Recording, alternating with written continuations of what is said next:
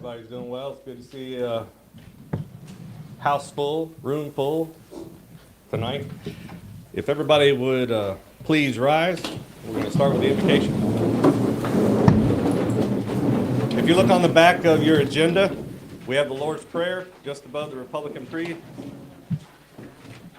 Let's recite that together, please. Our Father, who art in heaven, hallowed be thy name. Thy kingdom come, thy will be done, on earth as it is in heaven.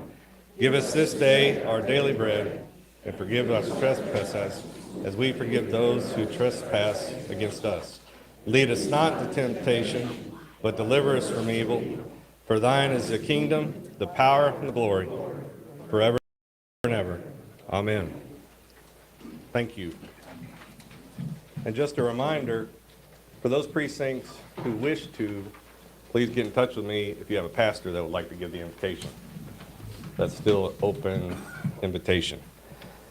Pledge of Allegiance. David, would you please lead us? Absolutely. I pledge allegiance to the flag of the United States of America and to the republic for which it stands, one nation, under God, indivisible, with liberty and justice for all. Thank you. And the Republican Creed. On the back of your agenda, again. I do not choose to be a common man. It is my right to be uncommon. If I can seek opportunity, not security, I want to take the calculated risk to dream, to build, to fail, and to succeed. I refuse to barter incentive for dole. I prefer the of life to guaranteed security, the thrill of fulfillment to the thrill time of utopia. I will not take freedom for benefits, nor dignity for value. I will never cower before any master save my God. It is my heritage to stand erect, proud, and unafraid, to think and act for myself. It's my creation to face the whole world boldly and say, I am a free American. All right, thank you. Be seated.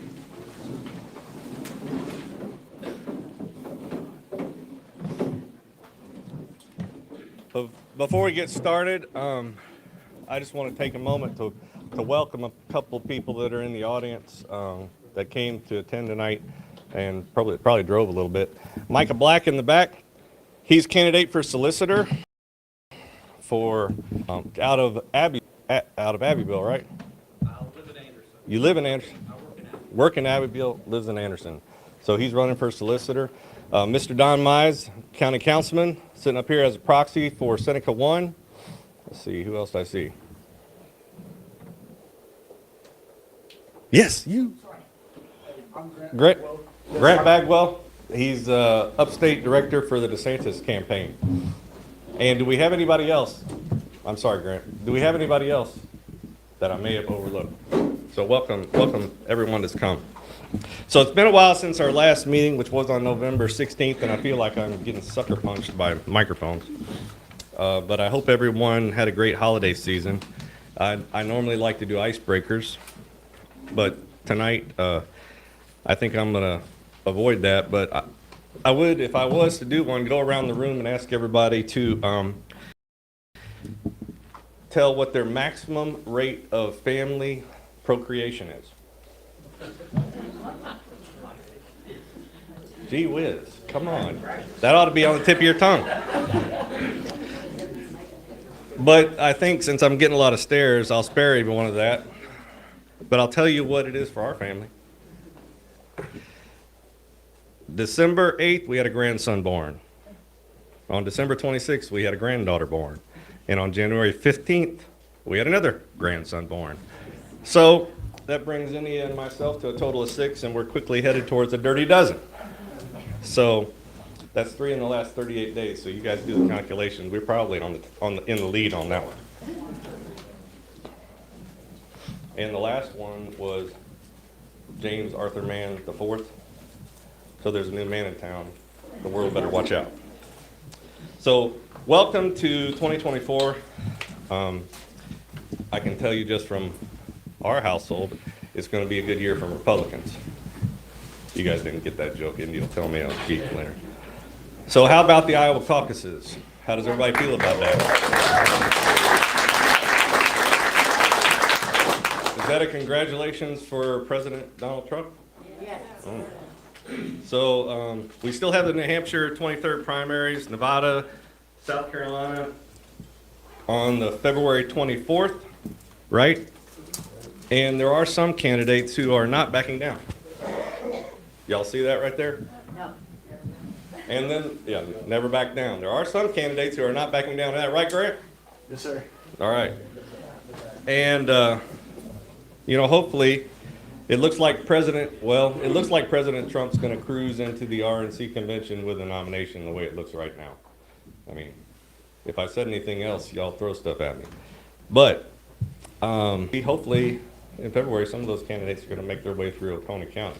I feel pretty good about that, although we don't have any firm commitments yet. So we got a lot on the agenda tonight, so let's get rolling. I need to appoint a timer, Pat Murray. She's agreed to be our timer for tonight. So when we get to the point of discussion, debate, questions, Pat's going to be the timer. Let's see.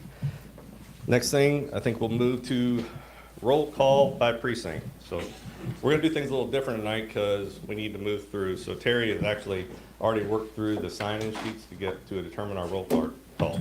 So Terry, our state, I have a point of order on the roll call.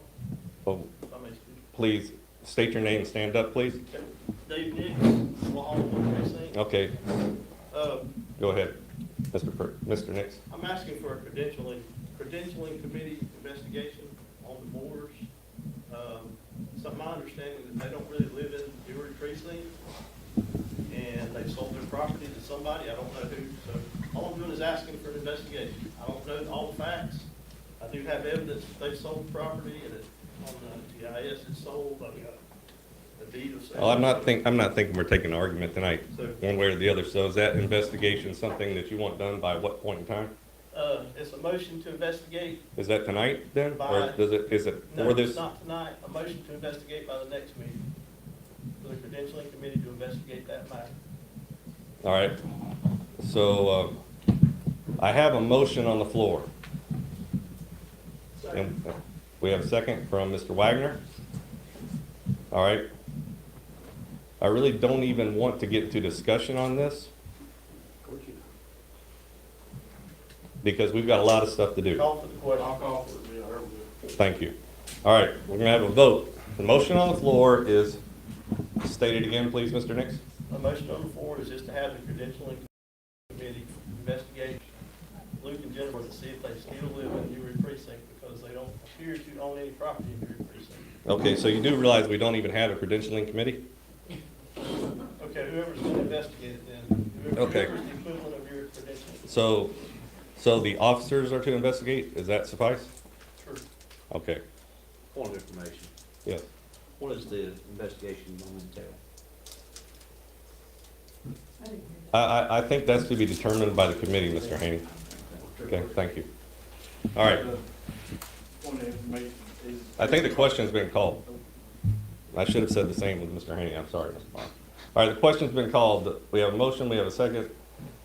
All in favor of Mr. Nick's motion, please raise your hand to indicate. Aye. Voting, please raise your hand and hold it up. 1, 2, 3, 4, 5, 6, 7, 8, 9, 10. 10 in favor. 11 in favor? 11 in favor. Okay, all opposed to the motion to investigate the precinct assignment for the Moors. Please raise your hand. Opposed? None opposed? Well, that either you are opposed or you're for. Or abstain. Okay, so I agree. You didn't let me get there. So how many are opposed? 4 are opposed. Is that right? 1, 2, 3, 4. 5? Tony and Shiloh, 5 are opposed. How many abstain? 1, 2, 3, 4, 5, 6, 7, 8. 8 abstain. Okay, so the motion carries. All right. Can I proceed? Thank you. Jim, I have a point inquiry before we vote. Are all the proxies valid for the people that are proxy here live with this person? To be a proxy?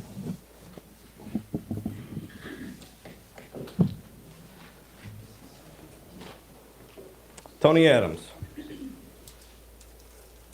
By voice of approval, do you solemnly swear? Oakway District 4. Mr. Tate Rochester. I'm asking him because his EC is not here. Tate, Yes, sir. you have proxy Don. Don, John. you are Mountain Rest, correct? Okay.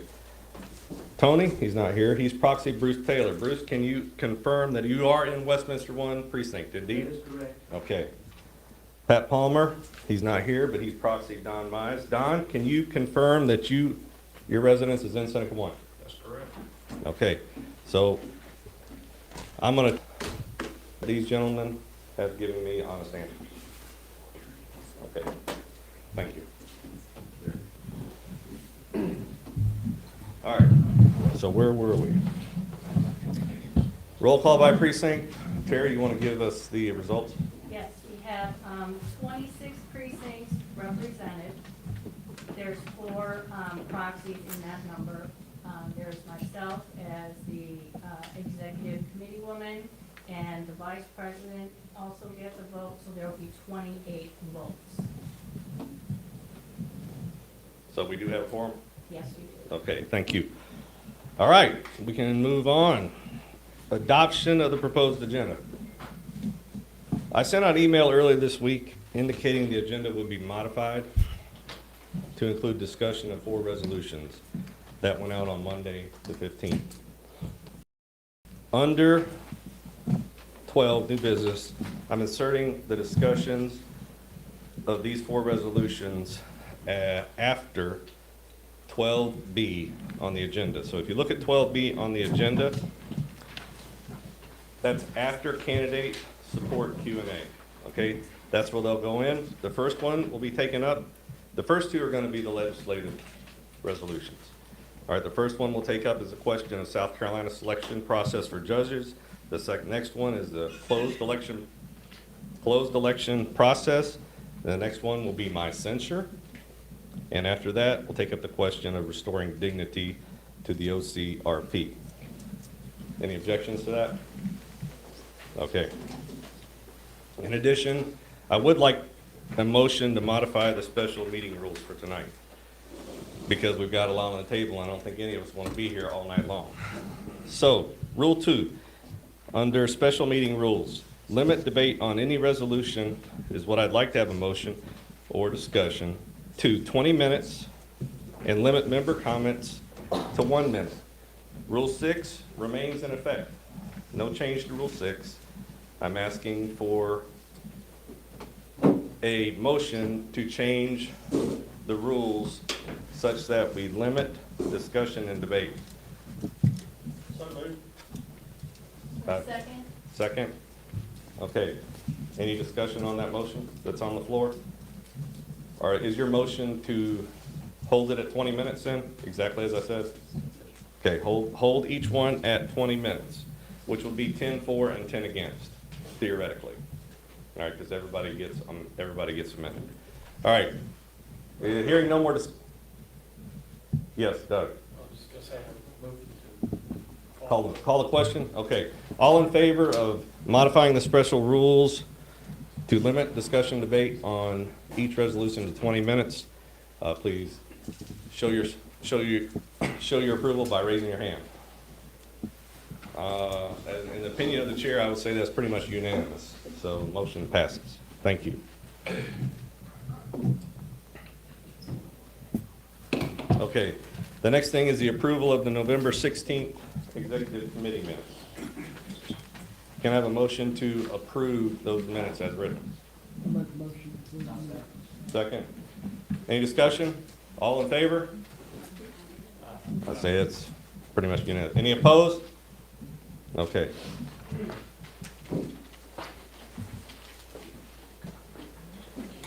All right, the next thing is the chairman's report.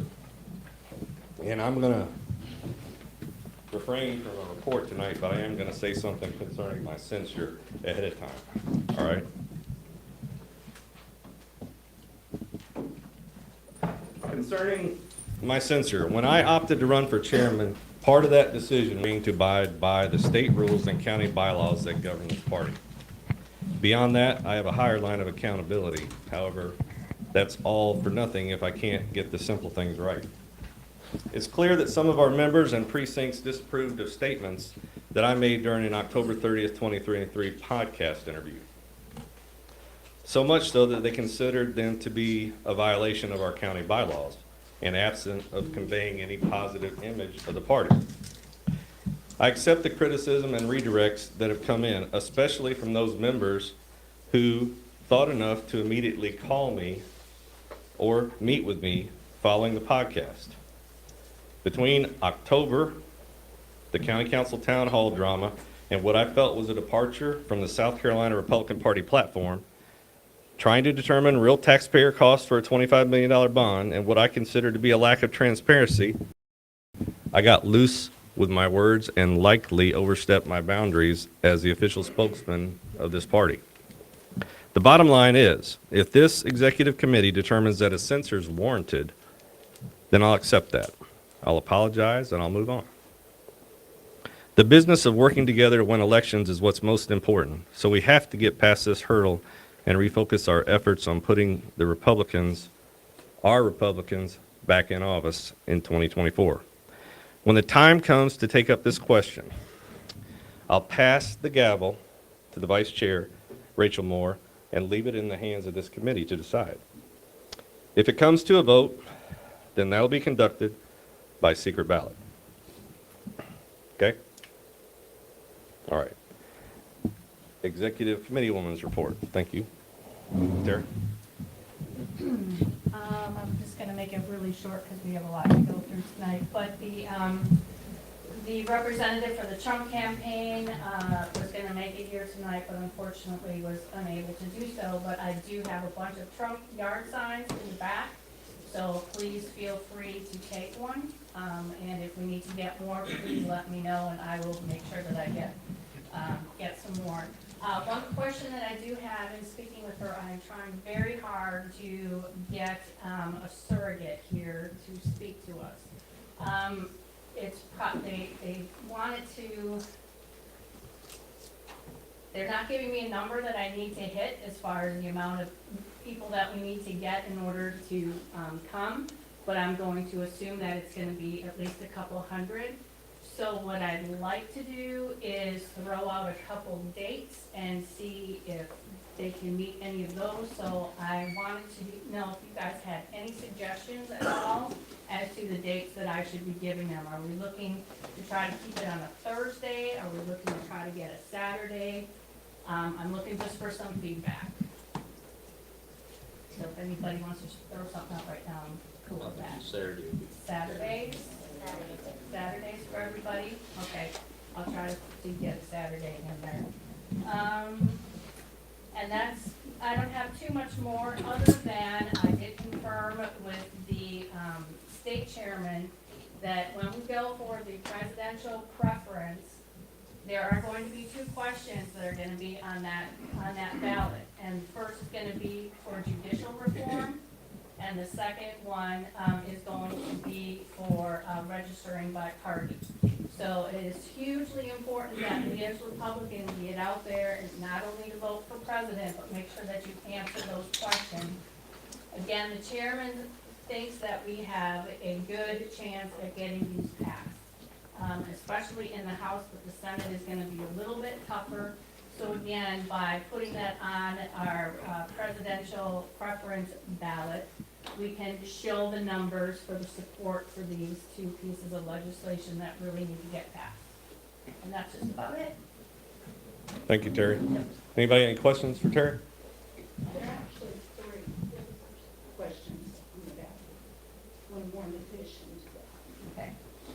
The other one pertains to the lawsuit, the division of liability, and the lawsuit. There will be three questions. Thanks, Linda. All right, thank you. David, treasurer's report? Yes, sir. Thank you, Mr. Chairman. Of course, December was a light month, and so on December the 1st, our bank account had $8,337.41. Again, December was light, everybody was gone. We pulled in $99.80 of revenue with sponsorships, donations, and such. We only had one expense, and that was to pay for the 6-month rental for our post office box at $113. And so we ended the month, December 31st, with $8,324.21. And we have got a budget prepared for 2024. I'm doing some tweaking on it. It'll be part of the February packet. That'll go out with the agenda and all that next month, and we'll be able to talk about that next month, the 24 budget. Any questions? All right, thank you. Thank you, Dave. All right, hearing no questions, we'll move on to old business. So you could say A under 11 and then D under 12 may overlap here with regards to the Board of Elections and voter registration presentation that we got in the November meeting. But this relates to encouraging the county council to secure the elections office. So I would say that we hold off the discussion on that down to 12D, where it says formal county council communication, Homeland Security audit response to secure the Pine Street elections office. The intent of that is to have a vote on whether or not this committee would see fit to write a letter to the county council asking them to take whatever necessary steps. We don't know what those are because we don't know the details of the findings by the Homeland Security Office, but that would be to ask them to take whatever steps are necessary to upgrade the facility to meet the Homeland Security office audit. So if it's okay with this committee, we can postpone discussion until we get down to item 12D. Do I have a motion to postpone the discussion until 12? Do I have a second? Okay, all in favor? Aye. All right, I'll call that unanimous. Moving on. Voter Engagement and Education Committee, chaired by Committee Terry Meyering. So we have an opportunity to improve voter engagement and education. I'm gonna let Terry stand up and tell you where she stands with those people who are involved in that. This was something that Mike was doing. Yeah. So after spending 4 days with Doug and Sandy down in Myrtle Beach at the First in the South, we got a lot of information and a lot of education on everything. So Doug has agreed to co-chair this with me. So I'm looking for a few other people to help. And basically it's going to be trying to schedule everything. Again, now that we've got Mr. Duncan is not going to run for re-election. I know that Richard Cash is making an announcement on Saturday. There's potential 2 other people that are going to run.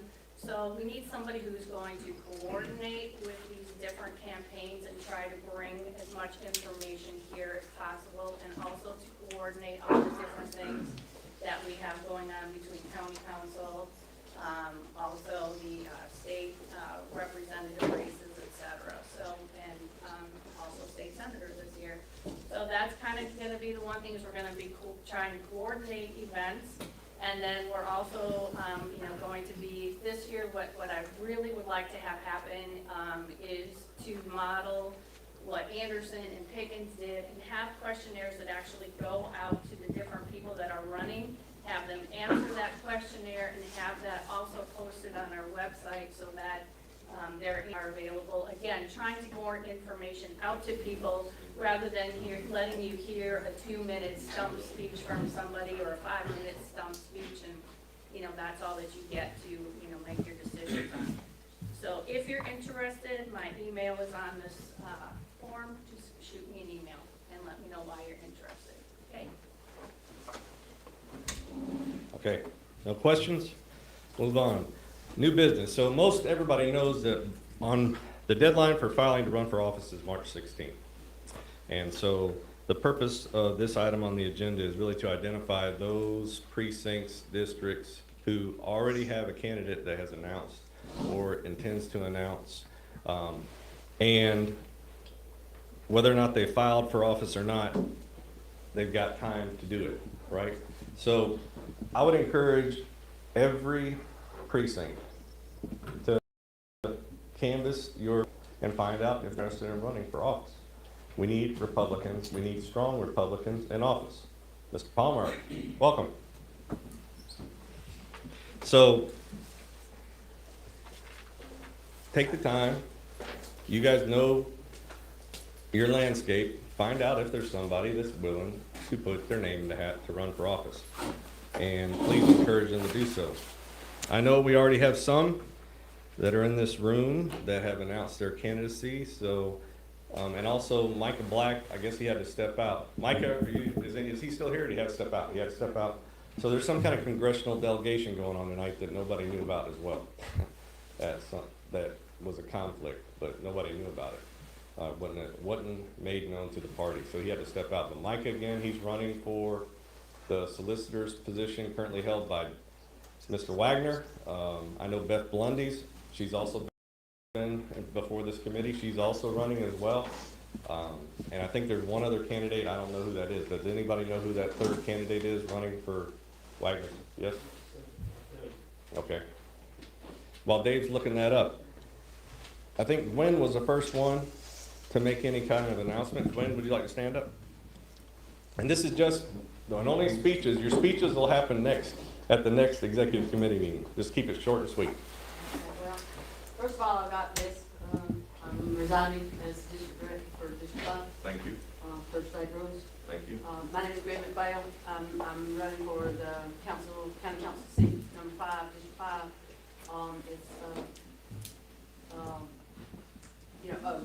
First of all, let me please assure you that my middle name is not Dutton, so you don't let anybody convince you that I'm drastic in any way, shape, or form. I taught school here for 31 years. Everything from science, middle school science, ag science, food science, and livestock production. So yes, my heart is in farming, but I love horses and Native American pottery. So, but I'm running, and I have a heart for Oak County for sure. All right.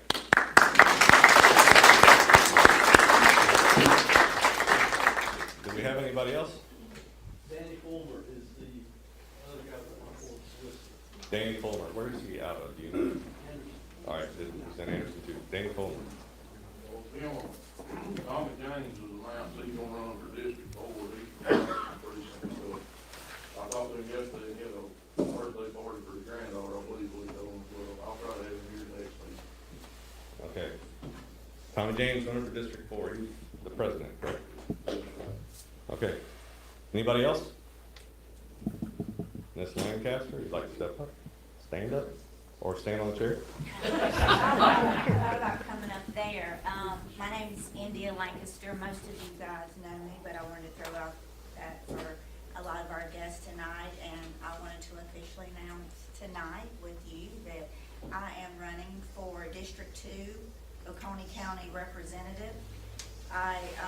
It's been laid on my heart, and I've had several people reach out to me and ask me to do this, and I'm going for it. So I just have one thing I want to say. The work preparing to represent District 2 and Oconee County has been daunting, and we stand at a crossroads, guys. We stand at a crossroads where we need transparency and less government. And I am that representative, and I will be that representative. And I ask for y'all's support in any way you can help me. I've got sign-up sheets, and I look forward to this race.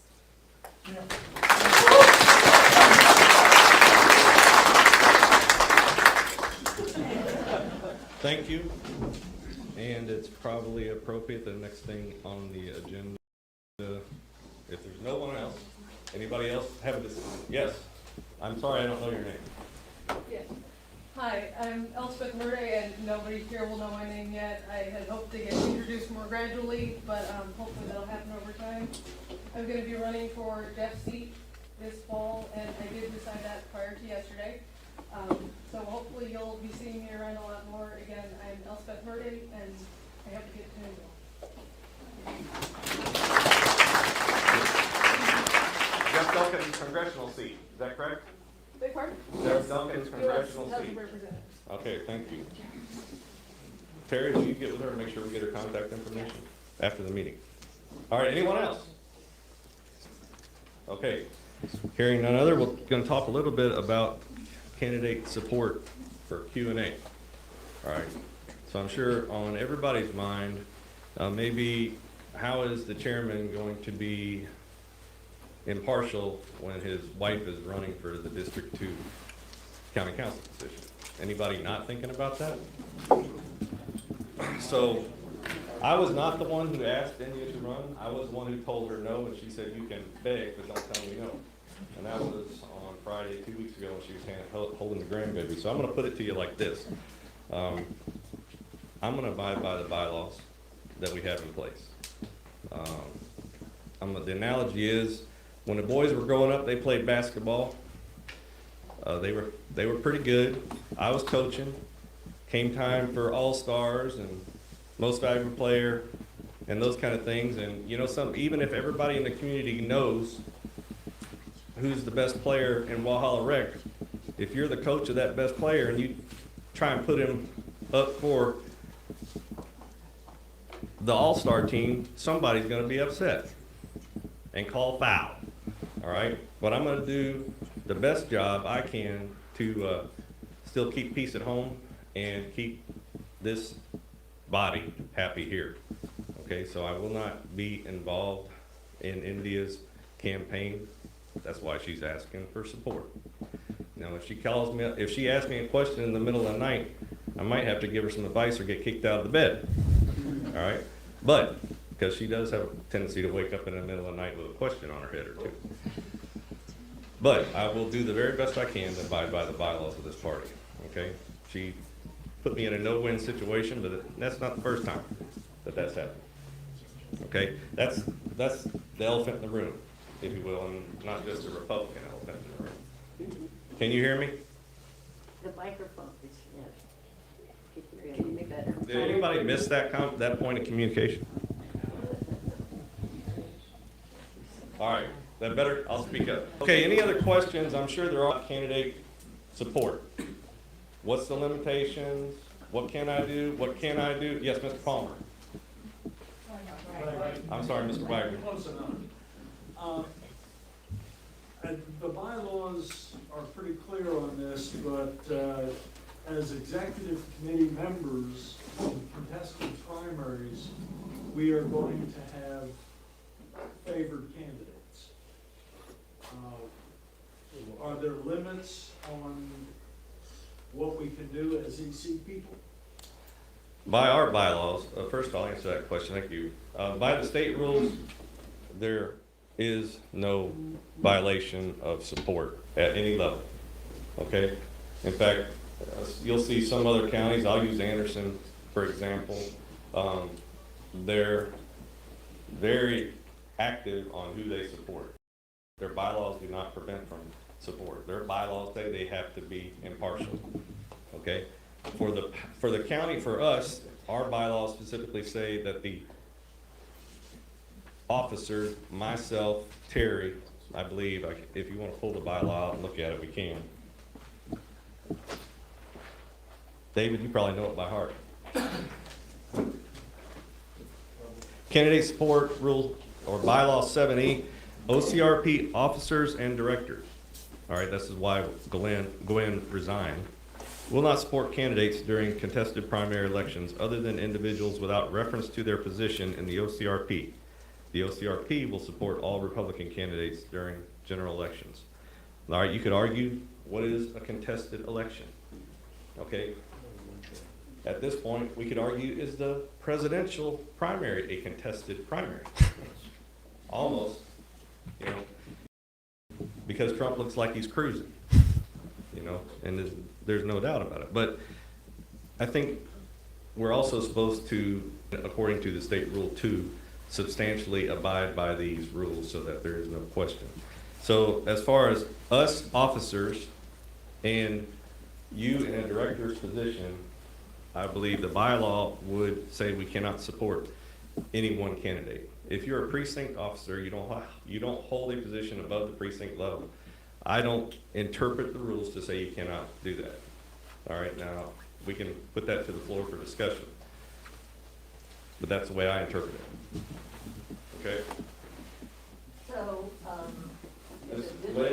Lillian Luss. Lillian, Fred, Lillian Luss. So, if somebody is an officer, they could, I'm not talking about precinct, I'm talking about the director or like Terry. I mean, you couldn't door knock for somebody to just not identify yourself as an officer, just a citizen in the, in the precinct. You don't identify yourself as that, It says other than individuals without reference to their position in the OCRP. okay? So if you are not referencing your position in the OCRP and you're knocking on a door and nobody knows you from Adam, except you're supporting this candidate, I don't view that as a violation. What do you mean if they don't know you, like my neighbor? My neighbors know me. Well, they don't know you hold a position in the party, but Okay. your position is still only one of. But I'm just talking about others. Okay, yeah, Just yeah. to be specific. Yeah, I won't be knocking doors for India if that's a question. Because As long as you don't identify yourself. I have visibility, I won't be knocking doors for India either. As long as you don't identify what your Right, position is. right. You just say because of the issues or whatever. Correct. Okay. Ms. Vaughn? So when we, as the committee, discussed the bylaws before we brought them out, that was a source of contention the year previous with the chairman stepping out on social media and making speeches for a candidate, and this group was upset. So when we discussed that, and Mr. Wagner, you remember, we discussed that, we wanted to make sure that that bylaw was ambiguous enough that people had some freedoms, but also it would stop, it would give us a guideline. So when, if you read that again, Jim, it says that you can participate as long as you don't put that caveat, I'm the chairman of the party. That's what it says. And then if we go and we talk about being our EC's director, we decided in that group that we probably weren't the top tier that would not want to support them. So that was where we put, the intent in those bylaws. Am I right, Mr. Wagner? Okay. Does that answer or kind of make things clear in everybody's mind? No. No. You're public. I'm sorry, I'm sorry. I'm just saying, you're public, everybody knows who you are. Right. You can't, just because you don't say it, everybody knows. Ms. Moore, there'll be time for public comments later. I'm not trying to cut you off at the door. Oh, So- sorry. Just to be clear, the discussion at this point is just only open to the presidents and the PCs. You still gotta have common sense. Point of information. Yes, Bruce. So if a candidate is running currently this election cycle did not fill a Form 1 out, are they still a member of the Republican Party? And just because they put an R behind their name, if they didn't register at the reorg, does that not qualify them as Republican? But if not, then it doesn't matter, does it? That's a sticky point. Mr. Krieger is the president of, and he's part And of. to answer that question, is you can be a member of the Republican Party. You have no voting rights at any level until you fill out a Form 1. You can participate in every way I guess I should with clarify. all the party question. events, but until you fill out a Form 1, you can't vote for precinct officers, county officers, you can't do any of that. Does that sound I right? guess when you run Republican, you just fill out Form 1. Jody Gallen can run the Republic. Okay. That's what I'm wondering. Yes, you could. Yeah, but we take this as a step to finish the question about the bylaw, whether or not officers can support candidates. It is very distasteful if the top tier were to support people outside of the primary. So please refrain from doing that. Yeah, and my question was only for EC. Okay, I agree understood. with All right, thank you. the officer. I hope that clarified some things. Yes, Terry? So just going back to what the two of you were saying, because I think that you said it, but if you did, you said it in a kind of a weird worded way. So are you saying that executive committee men can go ahead and use their title? We shouldn't. We should not do that, but the bylaw doesn't state that. Okay. Is it implied? So it should be implied that during the primaries, the party's not supporting one way or another. So, you know, even, I mean, there's ethics things in other parts of the government, like county council. You shouldn't get a newsletter from a county councilman that is publicly endorsing a candidate at all. That shouldn't happen. Especially, as intense as these elections are going to be going forward. So, yeah, you shouldn't use your title when you're door knocking, but you should probably still be able to door knock and help folks. You got a point on that, so that means people shouldn't be taking pictures with two county councilmen, just be taking pictures with the county council that was running either, so that works both ways. Okay, I think we're talking specifically, Mr. Nix, about candidates for at this level here, Correct. not county council. Well, Okay, he brought that up. I'm saying we don't need to argue about that. So the rule you're talking about, is that Mr. good? Meyer, what, Is that rule? that's a bylaw, not a rule. bylaw. It's a bylaw. Is that extended to social media also? It's no good. That was a big point of controversy last year as well. And it needs to be. So, you know, that's a big point of controversy as well. So if that Facebook page is your personal Facebook page, but everybody knows because you've been in the paper, you've been in the public arena, that you are the chairman or you are the vice chairman, then probably you should refrain from endorsing a candidate. Mr. Chairman, I'm President Yes. of South Union. President, yes. No, wait, how can you discriminate that? That doesn't, I understand probably ethically that would, but we really need a fine line on that, of what the ruling is. Okay, so I really don't want to get into interpreting the bylaws tonight, but I understand what you're saying. Could we table this for the next meeting? If I may speak. Mr. Nix? This may help your point. So, the bylaw is actually going to come into question when we discuss the resolution for Mr. Mann's signature. The specifics of that bylaw. So, it'll be discussed that, how it applies. It really is written to apply to the senior management, these guys up here in the district. It's not written to apply to the executive committee. We're precinct officers, we're not county officers. So that will all be clear if you guys will give us a little time and we'll get into the resolutions. Okay. So if there are no more questions, can we proceed to the resolution? All right. So the first resolution we're going to take up under item 12 is the selection process for judges. And we're going to start the timer for overall 20 minutes. We're going to probably take 10 points on either side, which is going to be 20 minutes. Everybody has a minute to discuss. So the first one would be who is for the resolution as written. Can I have, Mr. Nix, are you speaking for the resolution as written? Yes, sir. I'd like to speak for the resolution and also like to use the TV to show this, if I can have 8 or 10 minutes, I can go through the resolution and actually show you guys what we do in South Carolina and Virginia, and then what the other states do, and why the resolution is written simply the way it is. I If think- I can have somebody yield the floor to me. According to the rules, though, that we agreed to, we didn't talk about 8 to 10 minutes. It was 1 minute per and 1 minute. I yield my time to him. You don't, it's only one person per precinct that can. I would ask that the executive committee I would ask the executive committee to yield their time to me so that I could discuss the resolution Okay, so All I need to do is. that would be however many executive committeemen there are, would yield their time. I'm trying to understand what I'm you're. withdrawing my motion, let's just discuss. Okay, motion to go. Okay, so do you want to speak for the resolution, or? Yes, I do want to speak for this. Okay, Mr. Nick, please. So, when we wrote this resolution,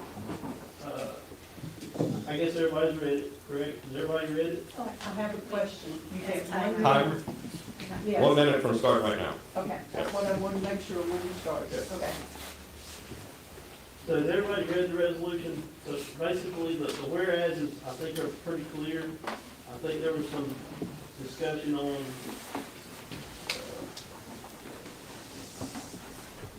be it resolved, the be it resolved portion.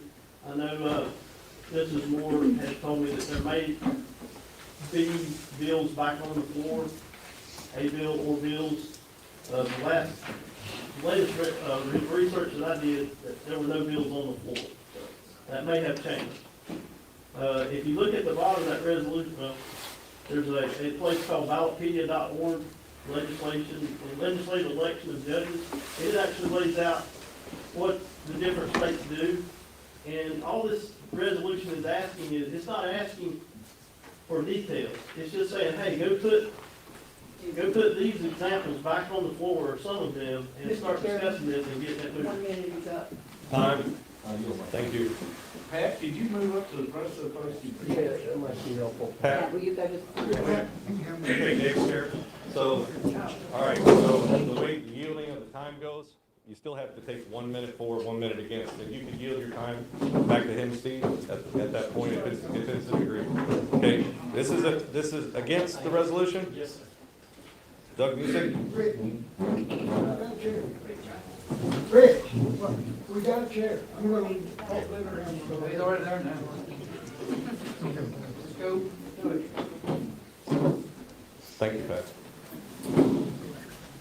Dave, you go ahead. Are you okay? All right, resume.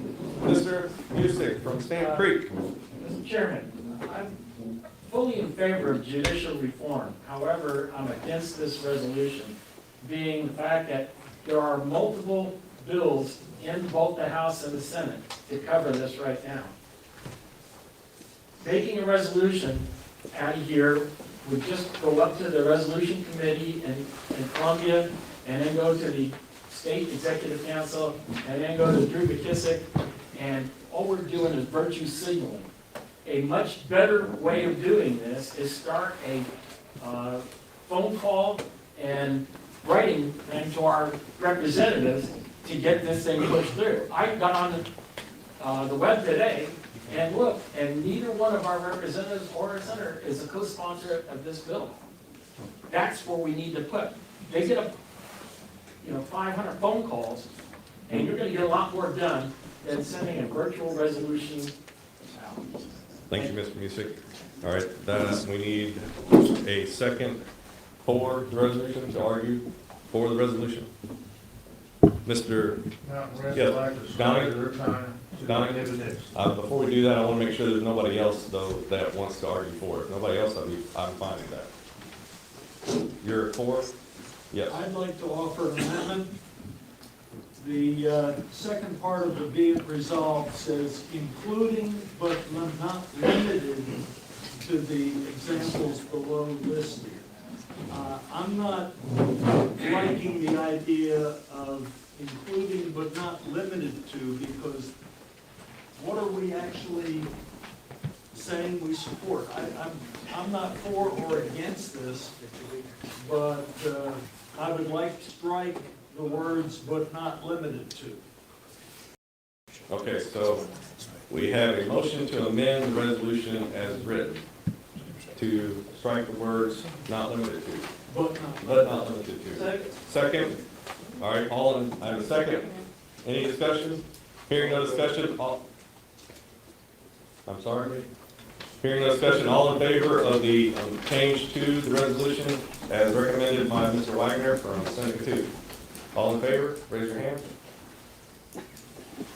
1, 2, 3, 4, 5, 6, 7, 8, 9, 10, 11, 12, 13, 14, 15, 16, 17. 17 are in favor. We don't need to take the nays. That motion carries. Okay, so now we're back to the original approval of this resolution as amended.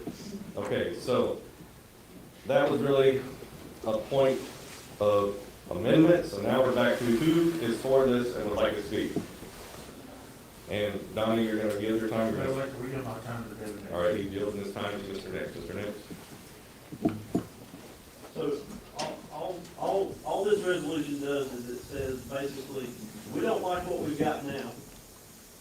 Go take a look and change to a different method. There's other methods out there. If you go to ballotpedia.org, legislative election of judges, it actually lays out state by state the grouping of states under each type. You've got governor assisted, you've got governor picked, you've got legislative assisted, you've got legislative picked, and then you've got committee picked. There's several different ones, and all this is saying is go look at that and pick one besides what South Carolina and Virginia has. Correct. And I think all this is doing is encouraging Columbia to go do that. I'm actually curious about, Mr. Music, about what legislation is actually on the floor at this point, because I didn't see any, but it could have happened recently if I've written this. Okay. Time. All right, we have an argument against. Well, all right. I saw Mr. Kruger's president. Stamp Creek. Stamp Creek in the back. Okay, this is more, I am against this resolution, but this is more or less background information. There is Senate Resolution 476 and House Resolution 3529. They're both in committee right now. And the resolution resolves that judges should be appointed by the governor with the consent of the Senate. They also want to repeal the judicial merit screening, which is the process we have now, which would only make sense if you appoint by the governor and then consent of the Senate. So there's already legislation in front of our House and Senate, and I suggest the email, telephoning. Time's up. I'm remiss because I should have allowed Mr. Clement to speak earlier because we weren't in a voting mode at that time. Mr. Clement, you have something to say? Yes. So as you're saying, make phone calls, make phone calls. There's no reason that we can't take both paths. That this group here can go and make this resolution go forward and show our support for it. And at the same time, it's our responsibility, each as an individual voter in this state, to express our feelings individually via a phone call. There's no reason that we can't go both. And that right there, you just need to stop that. We need to come together and pass this forward just as it is. And with the amendment that we just passed a while ago, we're just trying to say, hey, we don't like what we do. This is us and Virginia are the only two states in the United States that do this. If we want to sit down and come up with something that we support, then so be it. We do that. But otherwise, we pass it to them and say, hey, y'all look at this, see what other states do if we can come up with something better. Thank you, Mr. Clement. Okay. Do I have a argument against? That, yes, sir. Mr. Bond, Long Creek. So I agree with Mr. Music and Mr. Kruger that stuff's already in motion and it'd be better served to go forward with emails and phone calls. But really, this group needs a defined resolution process so that we know when we're coming up with these resolutions, we're not reinventing the wheel, something that's already been done. So that's my piece. Okay, thank you. Thank you, Mr. Bond. All right, anything else? Any other discussion? Call for the question. Do I have a second to call for the question? Second. All in favor of calling for the question? Raise your hand, please. All right, I'm going to say that's more than required. Okay, all in favor of passing this resolution as amended per Mr. Wagner from Seneca 2, please raise your hand. Favor of passing the resolution. Raise them high so I can count, please. 1, 2, 3, 4, 5, 6, 7, 8, 9, 10, 11, 12. 12 in favor. All opposed? 1, 2, 3, 4, 5, 6, 7, 8, 9, 10, 11, 12, 13, 14. 14 are opposed. Okay, the resolution failed. Okay, I would end that discussion by saying every one of the members on this executive committee ought to call according to your own convictions. If you have legislators, congressmen, call them and please make your voices heard. All right? Okay, Miss. That is also a question on the upcoming presidential preference, is should we change the way we elect our judges? My guess would be that they're holding off until they get the results of his in February, and then that'll be the time to get on hard, work on calls, letters, emails, everything you can do personally, talking with them. But I imagine this is gonna make a big deal. So everybody needs to know that, yes, that, and then we'll know that it matters. That's the best thing I can do. Thank you, Linda. You're welcome. Okay, moving on, the second, yes, Mr. Soper from Bagland. Point of order here. Was it the intention of this group that all of these resolutions would be passed to the state resolution committee who would then vote yes or no, and then it go to the state executive committee? That's going to be the process for all 4 of these. Not all 4 of them, 2 of them. The first 2, they would go to the state resolutions committee. Okay, Yes, the sir. other 2 would not. The other 2, yeah, the other 2 pertain only to county business, yes. Any other questions before we move on? All right, moving on to number 2, we'll take up the question of South Carolina closed election process. Everybody have that resolution sent out? All right, so we'll start with argument for the resolution. South Carolina closed election process. Who would like to speak on behalf of that resolution? Mr. Nix, did you author these resolutions? Go ahead, Mr. Nix. I don't think there's a whole lot to say on this other than what's written, but I'm in favor of closed primaries. And as far as the process, yeah, I agree, the process is gonna be a little bit complicated. We had closed primaries back in North Carolina when I was younger, and I was registered Republican right after graduating college, had a card, and they knew who was Republican and who wasn't. And if you weren't a Republican, you couldn't vote in the Republican primary, right? And it was the same with the Democrats. So, I think that's the way to go. I think that keeps Democrats from crossing over and interfering with our primary elections. We know it's gonna happen this cycle. And, we need to do something about it. We need to express it to the Columbia that we want to move in the direction of closed primaries by moving through it. Thank you, Mr. Nix. This one has been batted around in the General Assembly for almost 20 years. So, all right, before I recognize anybody, I'm going to ask one of our senior members if he wants to speak, because he usually has something to say on this topic. Mr. White? Yeah, I was going to raise my hand anyway. This is on the surface a no-brainer, but I moved here in 1976, and Democrats ran everything. And to vote in a Republican primary would have been a useless, wasted vote. To vote in a Democrat primary, I at least had some say in who would represent me. And we're in the same situation today, except independents and Democrats are not going to win anything. Republicans are going to win South Carolina. Republicans are going to win Oconee County. That's just a fact of life. So if you're a Democrat, if you're an independent, you've got 2 choices. Either your vote means nothing, register as Republican. And if you think you've got a rhino problem now, just wait until a bunch of people realize the only way they can have a say is to register Republican. So I'm against this. Okay. So We have one for it? I'm indifferent, I got a question. Yes, sir. And hopefully the group can. This is a point of information or? Point of information.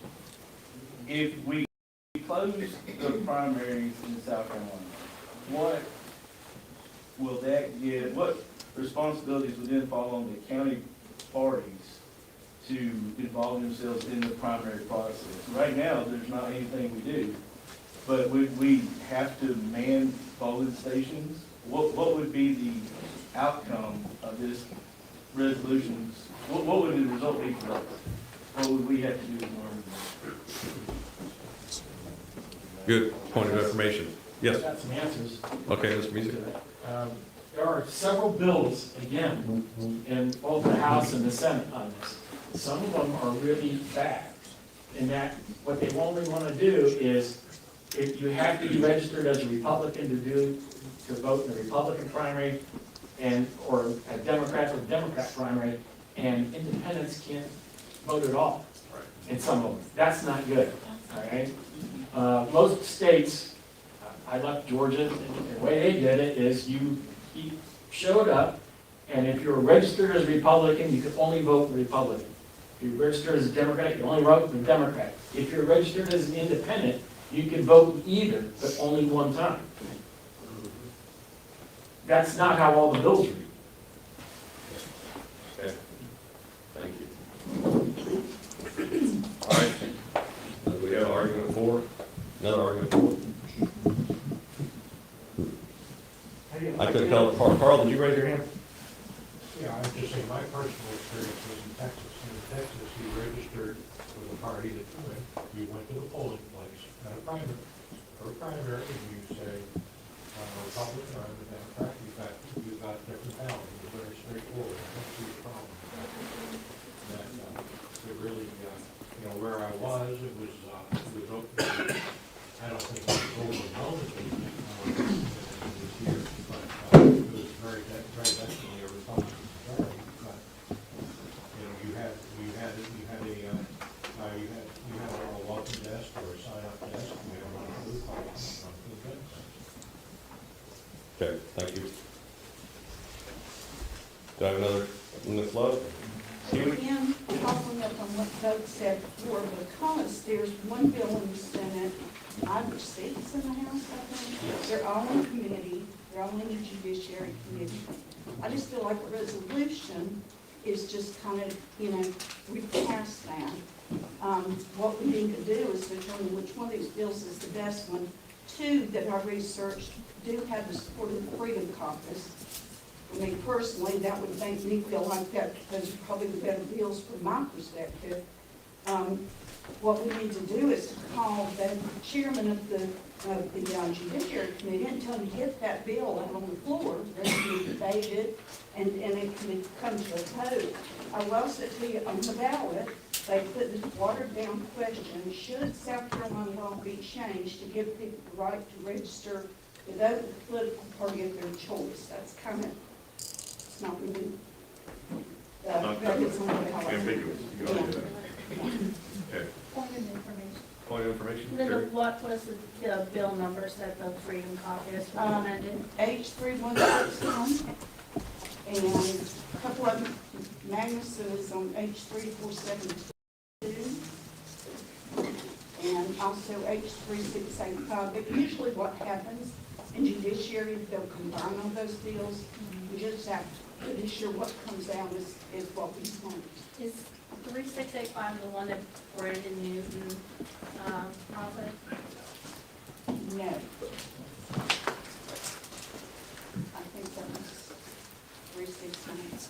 I'm not positive. Okay, but they're all in the House, right? Nothing. Yeah, there's one in the Senate, and they have been sitting in committee for a year. So we just need it out of committee. So call Senator Alexander and tell him to get a hold of the committee chair and do something about it. Call Sanford and call Whitmire and tell them to push. Again, I imagine they're waiting on the outcome of this ballot to see which way the wind's blowing. Will they do it? All right, yes.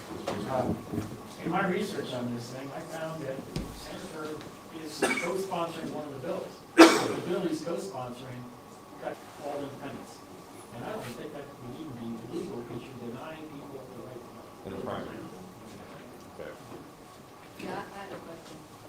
Recognize Mr. Clements in the back. I just wanted to give a direct answer to Mr. Vaughn, because it seems like no one's really, so in Texas, I've had experience with family members that have been part of the election office locally, and the election office handles all the primaries, Democrat, Republican. It's just like it was stated, when you go there, you just show them that you're a registered Republican, you'll be given a ballot for that, but it's ran all by the same office. So what, if I can ask a follow-on question, what causes you to be a registered Republican? Is that? do they You register actually here, physically have to send or in tell and them? register. It's not being part of this group here, but you physically So it register has with it. absolutely nothing to do with the party, it's just still the personal choice of the individual. Yes. So really, you can change your mind. And you can be a Democrat. But there is a time period you have Yeah. up to close to the election, Right, that you can't change at that point. All right. Chair recognizes Lynn. Well, my question was the gentleman from Texas, he said that he went and he voted and he either got a Democratic ballot or a Republican ballot. Was there an independent ballot, or did you have to claim one or the other? And how did they do it? I only saw a Democrat or a Democrat or Republican. I've always been a Republican. So when they walked up to the table, if they weren't one of those two things, there was none. You know, when, at the time you registered, basically I registered when I moved in. You declared your party affiliation. You were free to change it.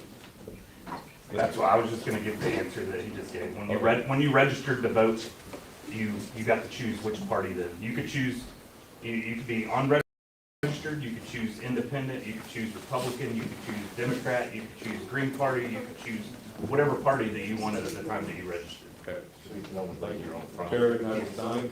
Yeah, as long as the military service was in Georgia, and my recollection, the individual down there stated earlier, there's almost like 3 ballots when you voted. You can declare a Republican ticket, you can declare a Democratic ticket, or you would be an independent. I don't think they use that word at the time. Maybe it's non-declared or something like that, and it would be all candidates. So we did want to go, and some of the times, are pretty big, you know, a lot of people choose to. But you didn't want, you knew you weren't gonna vote, if you're a Republican, I'm pretty sure nobody here's voting for a Democrat. You don't really need a ticket that has all the Democrat names on it. That's why I remember Georgia, how they have it. Thank you, Donnie. Chair recognizes Bruce. Make a motion, call the question. I have a motion on the floor to call the question. I have a second. Second. Any discussion? Or Ms. Meyer? I'd like to make a motion to table this resolution I until. already have a motion on the floor. So I already have a motion on the floor in a second. No hearing, no discussion. We got to vote on that. Is that correct? Attorney? That's correct. All right. So all in favor of, wait, we got to vote on calling the question. All in favor of calling the question, please raise your hand. Aye. 3, 4, 5, 6, 7, 8, 20, that's the majority. We're going to call the question and vote on this resolution as written. No change. Okay. All in favor of passing this resolution to this executive committee on to the state resolutions committee, please raise your hand. Okay, I've got 1, 2, 3, 4, 5, 6, 7, 8, 9, 10, 11, 12, 13, 14. 14. Okay. All opposed? So moving this resolution forward. 1, 2, 3, 4, 5, 6, 7, 8, 9, 10, 11, 12, 13. Motion carries. It's going forward. Resolution passes. Okay. The next question is of my censure. Rachel. Rachel's going to preside over this question, discussion, and debate. And I'm going to step outside and get a glass of bourbon. Thank you. Can I go with you?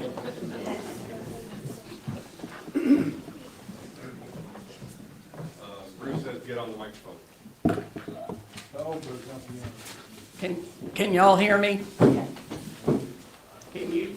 Okay. Okay.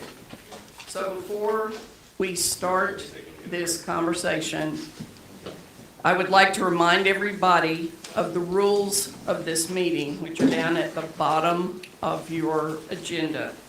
Please remember that we will maintain civility here, and if anyone gets out of line, I will call for one not to stop, and if it happens again, then the person who is out of order will be asked to leave the meeting.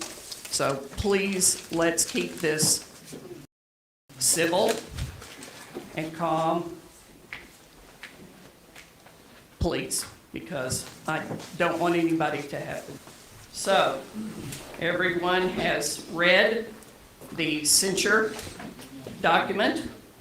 So let's begin by having anyone want to speak on behalf of the censure. Point of order.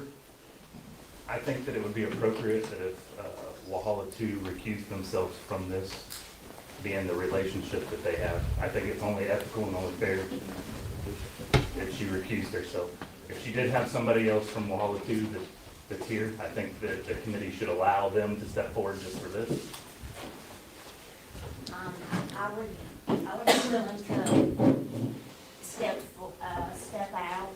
I don't have a problem with that, but I would think the OCC would have to step out once they're asked to be censored. So, do they get a voice in their censor? That wasn't censored. That was put forward. That was an actual trying to kick If people they don't out of the party. mind exiting on theirs, I don't mind exiting on Jim's.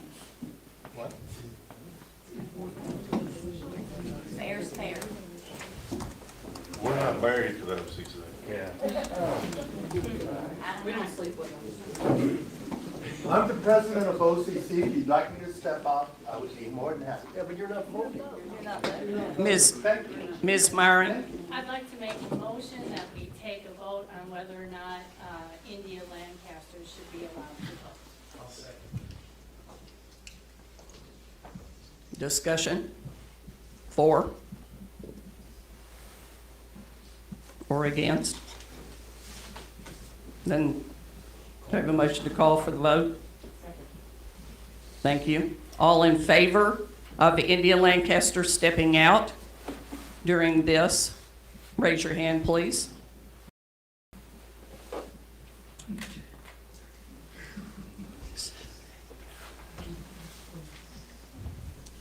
All against?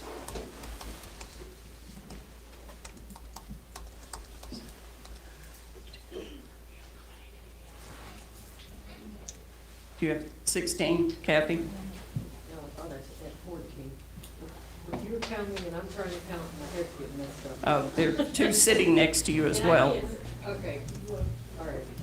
16? 16 against, 9 for. Ms. Lancaster will stay. So, is there anyone who wants to speak on behalf of this censure? Mr. Nix?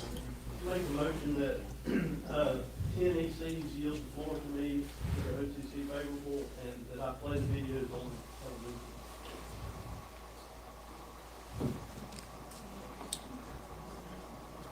That, yeah, because that could take up the whole 20 minutes, which doesn't, yes, Mr. Wagner. You've allowed 10 minutes for the OCC side. If none of them object, I don't see a problem using the whole 10 minutes on the video. Okay. But then they can't speak after that. Mr. Turner? Yeah, so the precedent was set earlier that it was a minute for, a minute against in the previous rules, and I see no reason to deviate from that at this point in time. point of order. Yes. Mr. Mann also said that it could be 10 minutes for and 10 minutes against, and we minutes altogether for a total of 10 minutes. Did he say that? I didn't understand. I didn't. Parliamentary procedure allows you to deal with No, Kathy's taking the minutes. Kathy, is that correct? That Mr. Mann said we could combine the 10 minutes could be combined? I'd like to make a motion that the OCC have 10 minutes to show their video, and that the other side have 10 minutes divided up any way they want. Are they gonna break, once they're done, they're done? Yes, that's the motion. Okay, So does the OCC get to use their 10 minutes any way they see fit?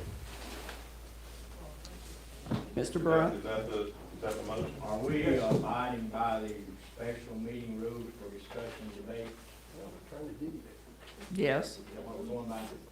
All right, it says only the members may participate, and it says all members must be recognized speaking and will have a 2-minute time limit. That was changed. We said 1 minute. All right, 1 minute. 1 minute, that is correct. Is that what we're abiding by? The amended, yes. It was amended. Yeah, we voted to amend it to 1 minute. You want to amend it more? Well, Yeah. Ms. Lusk? Weren't all of those videos sent to us in the agenda, and we've all already seen them? So if we're repeating something we've already seen, we've already made a judgment on. Madam Chairman, you've got a motion on the floor. And a second. Where, now? To go 10-10. Oh, yes, thank you. So, I didn't hear what you said, so I don't know if you interrupted the process. You have a motion and a second, we have 10 and 10. so, all in favor, Have discussion. yes. Again, the discussion. Four. We already decided if that's what. You can have discussion on the motion. Yes. We want to discuss I want to discuss the motion. Mr. Soper? I would like to see the 10 people stand up who are going to give up their time. Before we say they can have 10 minutes, where are the 10 people? Okay.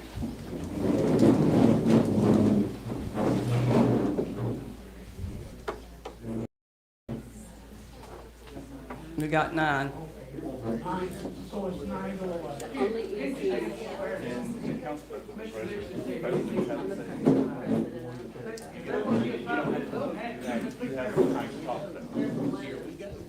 Point of question, one of the message, if you only need 5 and you yield to 10, are you gonna take 5 minutes to show the video and then 4 minutes to discuss? Or are you asking for all that time to be yielded just to show us the videos? I think Jim has not disputed the videos, everybody watched the videos, so are you going to show the videos and then let people talk the other minutes? Or? Madam Chairman, no later beside me. I think if I'm interpreting what Mr. Wagner said, he said we're gonna allot 10 minutes for and 10 minutes against. So I think whoever's for has that 10 minutes. If they use the videos and it takes that 10 minutes. If everybody agrees that Correct, I think that's. to the motion yield, on the yes. floor. I believe that's the motion on the floor.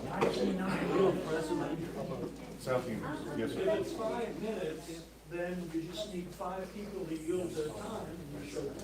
I call a question on the motion. Call a vote. So, all,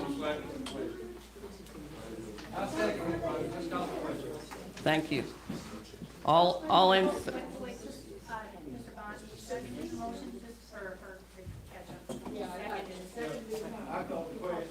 Mr. Wagner made the motion. Ms. Moore seconded. I call the question. Bruce seconded. I'm sorry, this is. All right, so we got 4 years. So.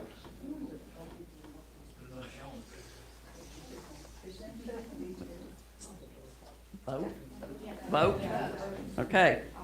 All in favor of the 10 minutes and the 10 minutes, please raise your hand.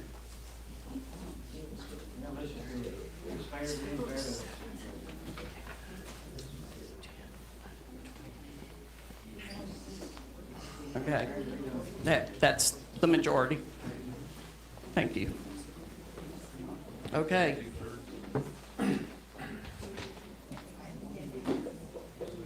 So. The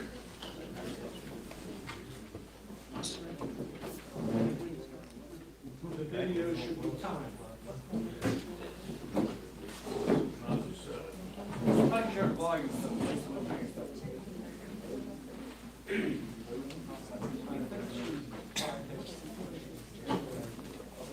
Rick, can you help him with this? I got it.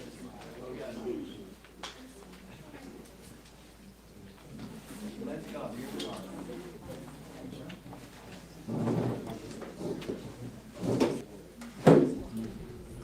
Great.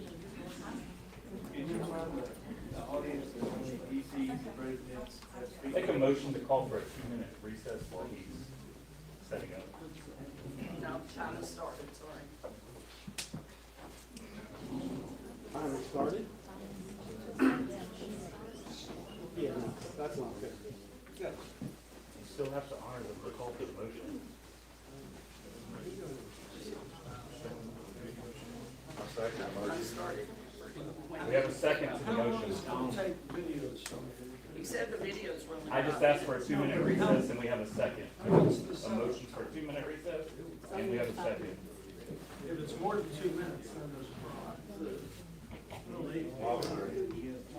More than 2 minutes is a problem.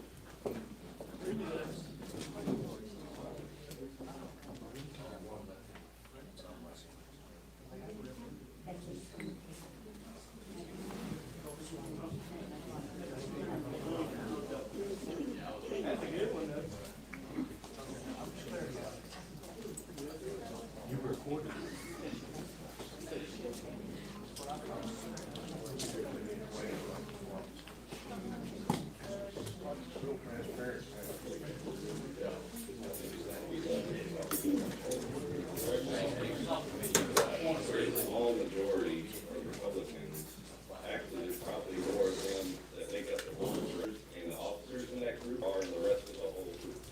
So you've got a very small majority that really demanded votes, they demanded last. Yeah. It's not gonna happen. We can, if we are gonna work together, we're gonna make sure that doesn't happen. On your left was the Columbia County Republican Party chair, on the right was your Democratic Party chair.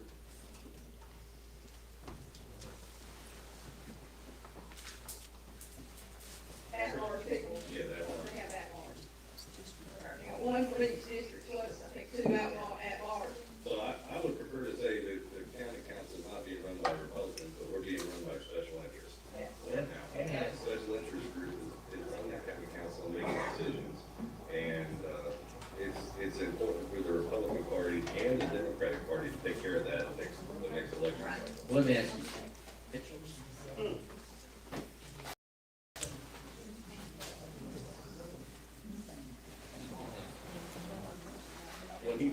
When he switched over, and those people that, Tony's rating. those people who are in the Republican Party right now are not real Republicans. They use, they use what happened with Donald Trump in 2020 to seize the moment and gain power. That's all they're after is power. I fully agree with that.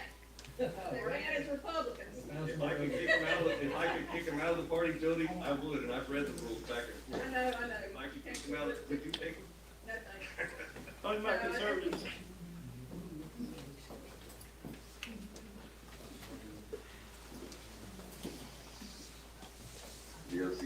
really had more members amongst the board of directors and officers than they have in the rest of the balance of the organization.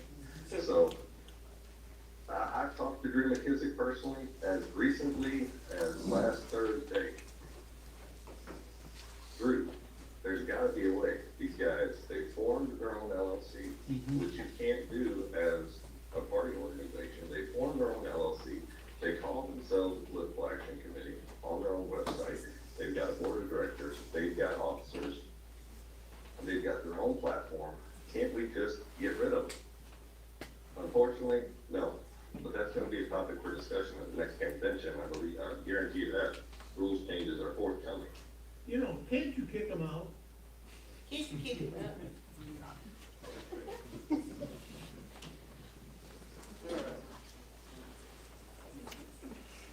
So, looking at the resolution.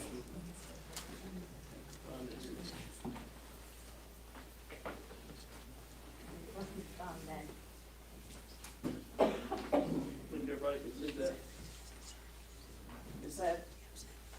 Is that all of the videos? Yeah, that's kind of.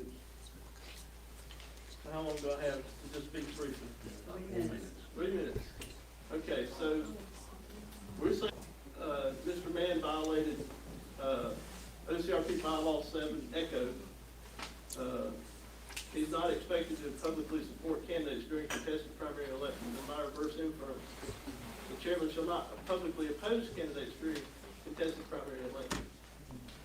So contrary to that bylaw, acting as OCRP chairman and speaking with the OCDP chairman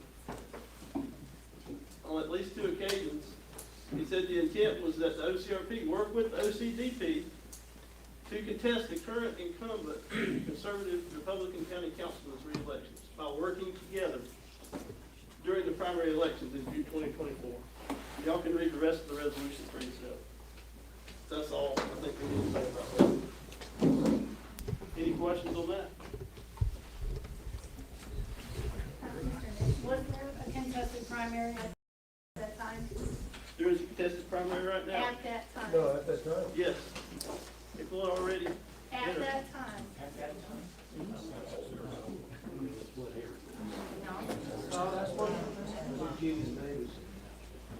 Julie Davis had announced, several people had announced it was contested.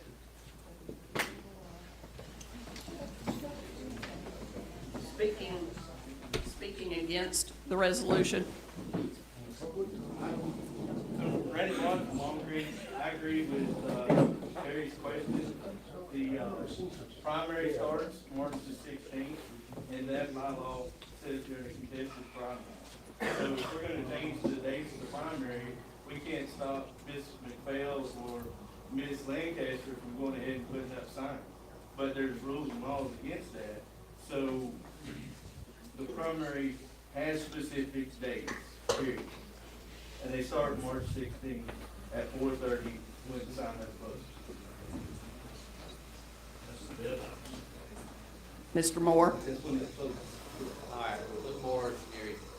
I would like to contest that because the little clip does not show, that was my show that he was on, so I can talk a little bit sure about it. The little clip that they showed did not show the word Jim Mann said that there is 2 conservatives on council and the other 3 are Dixiecrats. So what's going on is that he's saying that the 2 are conservative, are trying to conserve the county and trying to conserve things about it, and the other 3 are being ran by special interests, and that he wanted to see both sides try to stop the special interests from running. So if you'll ignore the spin that you try to hear Nick put on it. video to play? That whole, my thing's recording right now. Everybody can watch it. It's Vantage Point. Vantage Point is there. So, what's that? Thank you. So the point is, since it's my minute, he took the context, so everybody should know that, and he should be able to show that he did not do so.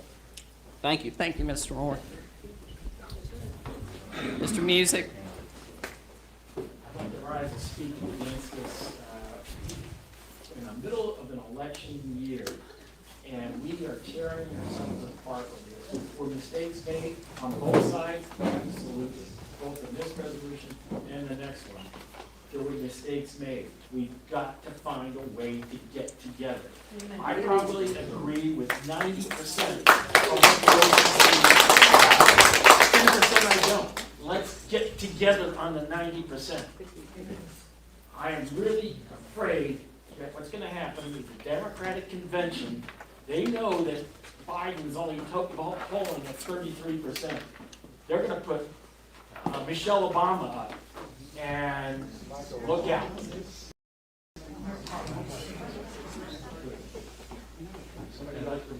I'd like to put you on speak again.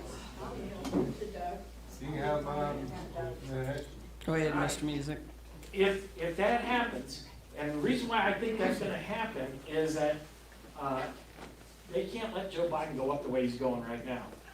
They can't use the vice president, she told us even worse. And they can't go to, Newsom, because you'd be bypassing a woman of color for a white male. Do you think the Democrats are gonna do that? It's gonna be Michelle Obama with her husband being the one that's really running, which he's pretty much doing now. So you'll end up with 4 or 5 Obama administrations. We gotta quit doing this. Let's work on getting people to the polls, Republicans to the polls, giving rise, doing stuff like that.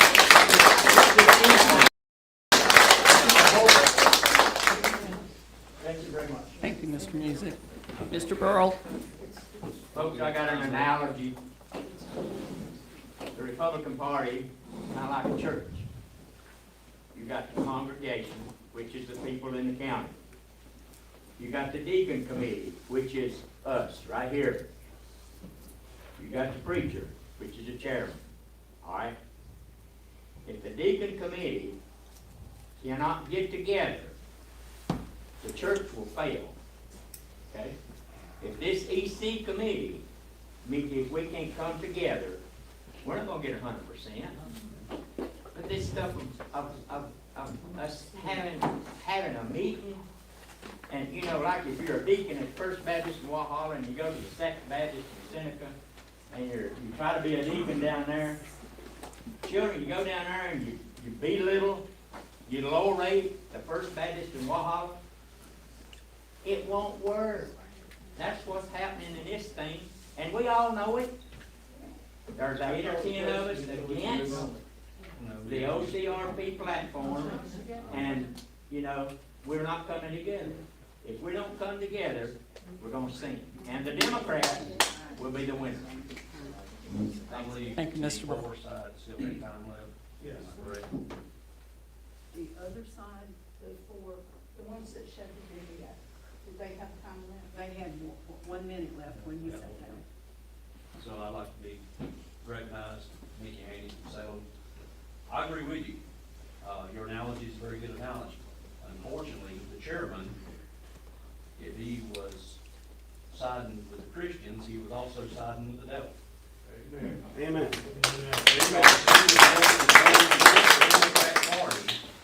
To oust conservatives. It's clear as day. Now, was he in violation of a certain rule? That's for y'all to decide. But I think it was not in the best interest of the Republican Party. I think it was wrong. I think he needs to understand that getting with the Democrat chairman and wanting to kick out Republicans that, like you said, you agree with 90% of the time, is wrong. Amen. You're dividing the Here, party. here. How much time Okay. Thank you, Mr. Haney. Okay, so they're finished. Right now, we have 8, 20 minutes. Take out their minute, 8:05, 8:11, we still have. Bruce? Bruce Taylor from Westminster 1. I agree with Doug. Look, the OC, I'm very conservative. I'm not in the OCC, but I'm very conservative. I don't have to be in the OCC to be conservative. But at the same time, we don't have to agree on everything. Politics has become so personal It don't have to be personal. It needs to be about the issues, and everything else just needs to quieten down and damper out. You know, I talked to them, I shook every one of them's hand when I came in. I don't hate them. I don't stand against them. I want everybody to unify. Jill even said, look, what I've done was in bad taste, it was wrong, whatever. I mean, I get that. But everybody in this room has said something at some point in their life and said, oh, I really just screwed up. You know what I'm saying? And he admitted that up here. I'm sorry. Thank you, That's Bruce. all I got to say. Thank you. Ms. McPhail. That's my only point, and I'll say it in 30 seconds. He admitted he was wrong, and I don't believe there's anybody in this room who has not said something they regretted. So let he who is without guilt toss the first stone. I call the question. We voted for 10 minutes each time. I don't think you can, we take a motion to void that. Can't call a question.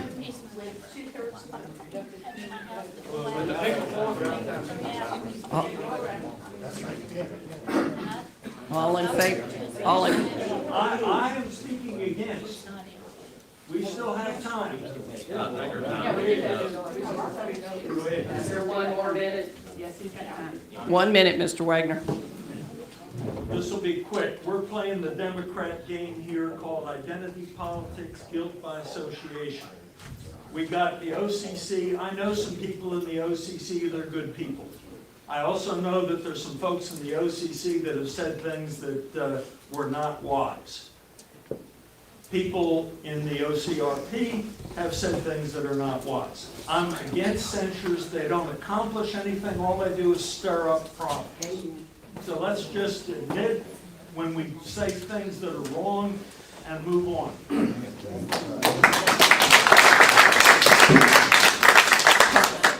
Comments? Okay. All in favor of calling the question? Raise your hand, please. Please keep them up.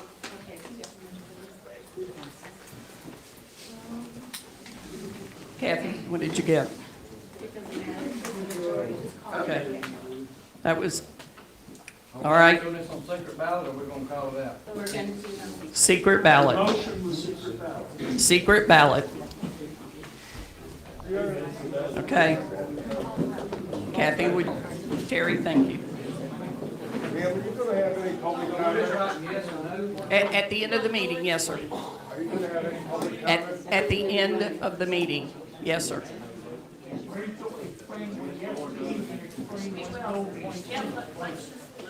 Yes means you agree and are voting for the censure.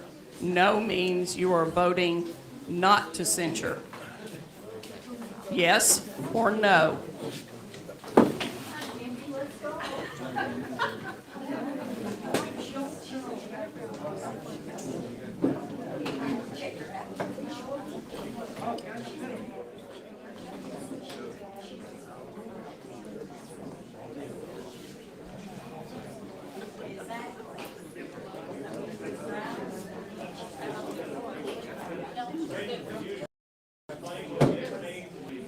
Yes means you are voting to censure Mr. Mann.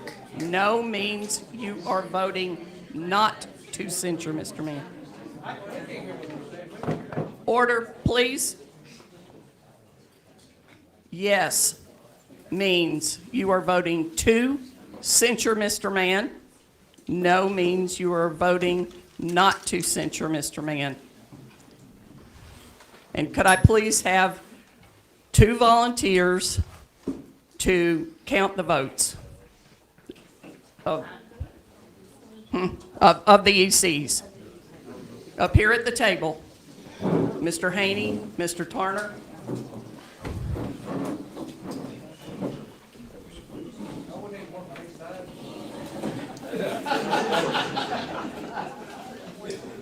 Bruce, you can't count. Go help them. You can't count. Go help them. They're honest people. That was a joke. They're honest.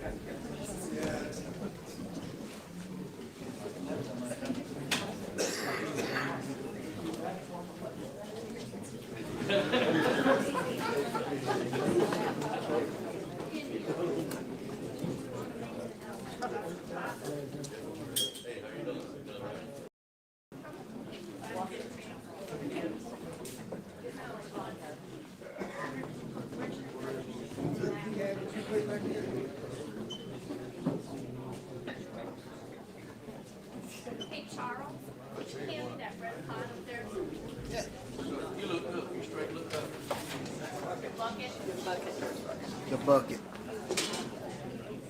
Got money in it.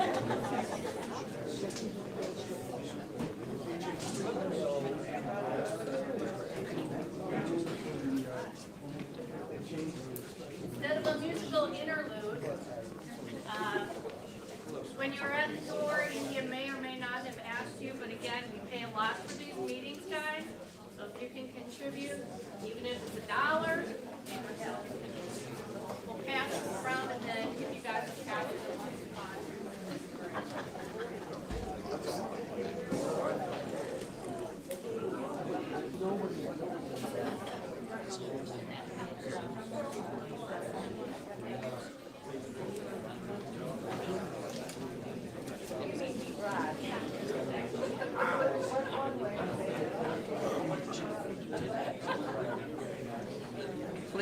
Please come back to order.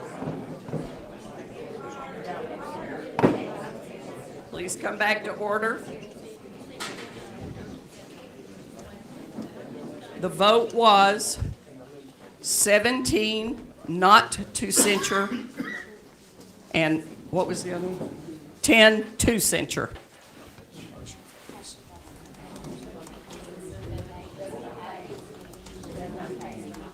So the motion, the motion fails.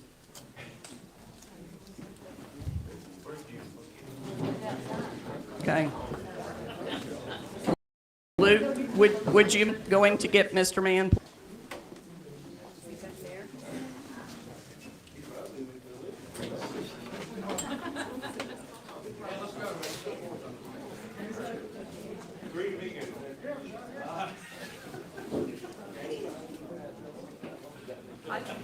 While we're waiting, I'm going to say this in a few minutes of time. There is a proposal of how to handle resolutions.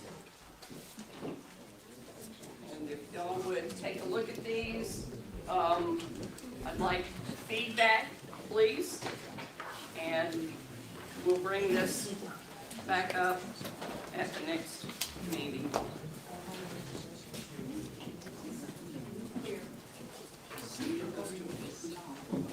Hey, Randy, can you pass it down and then it should go to the audience?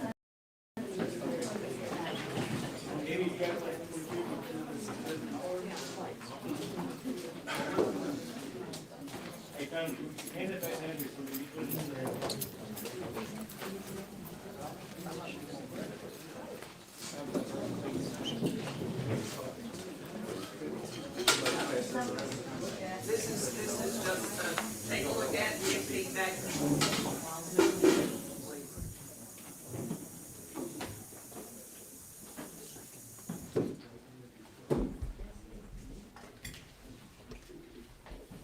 Rachel, where we at? 17, not to censure, and to censure. The motion, the resolution didn't fail, so you're ready for the next one? Yep. Question of restoring dignity to the OCRP. Yes, Mr. Connor? Can't hear you. You can't hear? No. I'll speak up. I would like to make a request.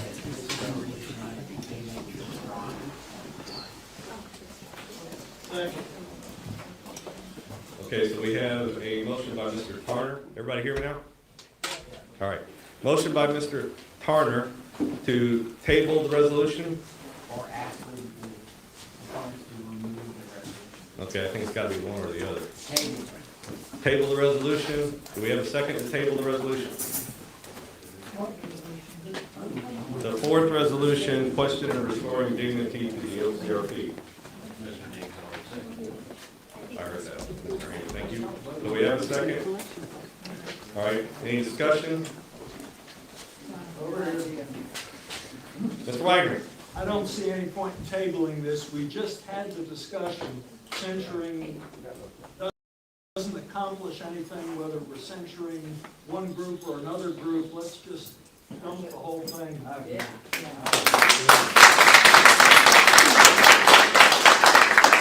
Okay. Okay, so that was a discussion for tabling. Do I have a discussion or argument against? Opposed to table. Opposed? You were opposed to tabling? Yeah, I want to deal with. Sorry. All right, so do I already have one for tabling? All right. I'd like to speak about. Mr. Bond? Yeah, I wrote the thing. 55 articles in the last 2 years been in the paper about how we can't get along in the party. I started a radio show because the OCC called me out and said I didn't make enough video. You guys have disparaged most of the party. And it's time for it to be dealt with and done and over so we can get through this. You guys melt stuff off, I'll take LTO in a different direction. We'll talk about flower gardening. Chris Rowan looked like a flower, right? We'll be done with flower order. And you can table that. Point of order not well received. He still has time. You I go. understand this has nothing to do with taking. Mr. Haney, point of order is not well received. Thank you. All right. So, any other points of discussion? Are you Yes, for sir. or against? We have 4. We have against. I'm against. I was against it. Against the 4. Okay, we have one of the others. So, all right. Do I have anybody else who'd like to enter the discussion? So I'm actually, Mr. Haney? I'm actually against tabling it. It needs to be dealt with tonight, whether it's draw or vote it down. Thank you, Mr. Haney. So we have 1 against tabling it. Do we have 1 for continuing? All right, I'd like to have someone call a question, so we get this vote and move on. Let's call a question. Second. All in favor of continuing with the discussion? Raise your hand, please. Hold on. Wait. We're not, we're not tabling, right? You got to vote on call the question. Right. Okay, sorry. Vote on calling the question. That Bergman was strong. Vote on calling the question. Okay, that looks unanimous. Okay, so to call the question on whether or not to table or not. Correct, Mr. Haney? Okay. All right, so to continue forward and not table, is that the vote or is it to table? That's the vote. The motion was to table. Okay, so all in favor of tabling this tonight until some other time in the future, please raise your hand if you want to table it. 1, Mr. Turner. Anybody else? Okay, I would say all in favor of continue. Mr. Sober. No, I thought you were ready to vote. All in favor of continuing the discussion? Raise your hand. Okay, I think that's pretty well said done. So we're going to continue with the discussion on this resolution, restoring dignity to the OCRP. All right. Do I have openings? Can there be a call to question now? I think the rules say that we're second. I think you would have to have 2/3 vote. Is that correct, Mr. Haney? To call the question now? I'll call the question. I don't want to discuss. Ms. Love is made a motion to call the question. All right, do I have a second? I have a second from Tony and Shiloh. All right. Any discussion on calling the question without discussion? Voting is vote, that's to vote without discussion. All right, no discussion. We're going to vote on Ms. Love's motion. So the motion is to call the question without discussion. Please raise your hand if you're for calling the question without discussion. Please raise your hand. I see 1, 2, 3, 3. All right, all opposed to calling the question without discussion. Okay, I think that motion fails. All right. Okay, so we're continuing on now. All right, do I have someone who'd like to start the discussion on this resolution? Mr. Thankford. Yes. I'm against this for the same reason I was against the earlier one. We need to quit the dickering and the infighting. People are watching this on the outside, and they're saying, I don't want to have anything to do with getting involved with the Republican Party or putting money in the Republican Party. They can't get along with each other. We need to end this stuff now. No, we can't get along 100. but let's move forward. It's an election year. We've got many things ahead of us, and bigger fish to fry.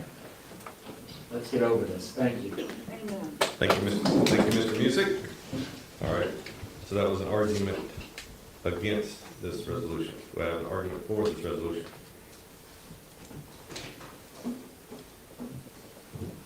Mr. Bond? So, like I said, I wrote the resolution to create an impasse in time so that we can come together and discuss a way forward.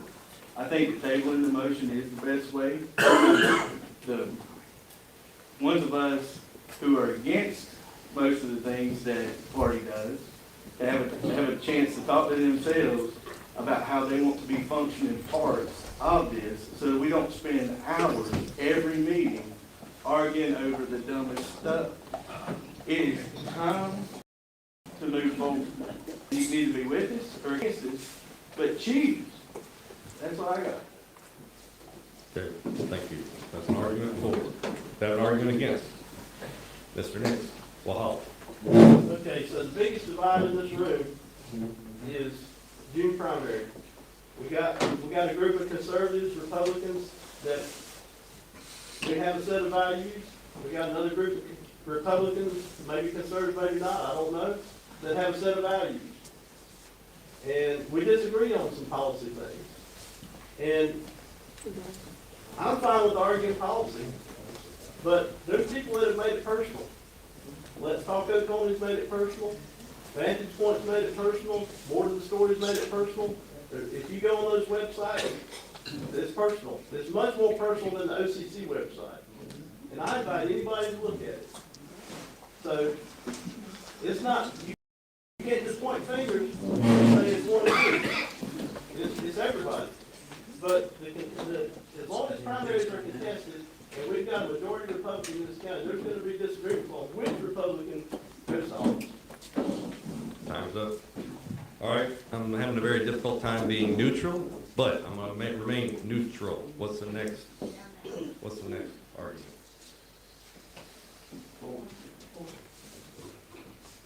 Jennifer?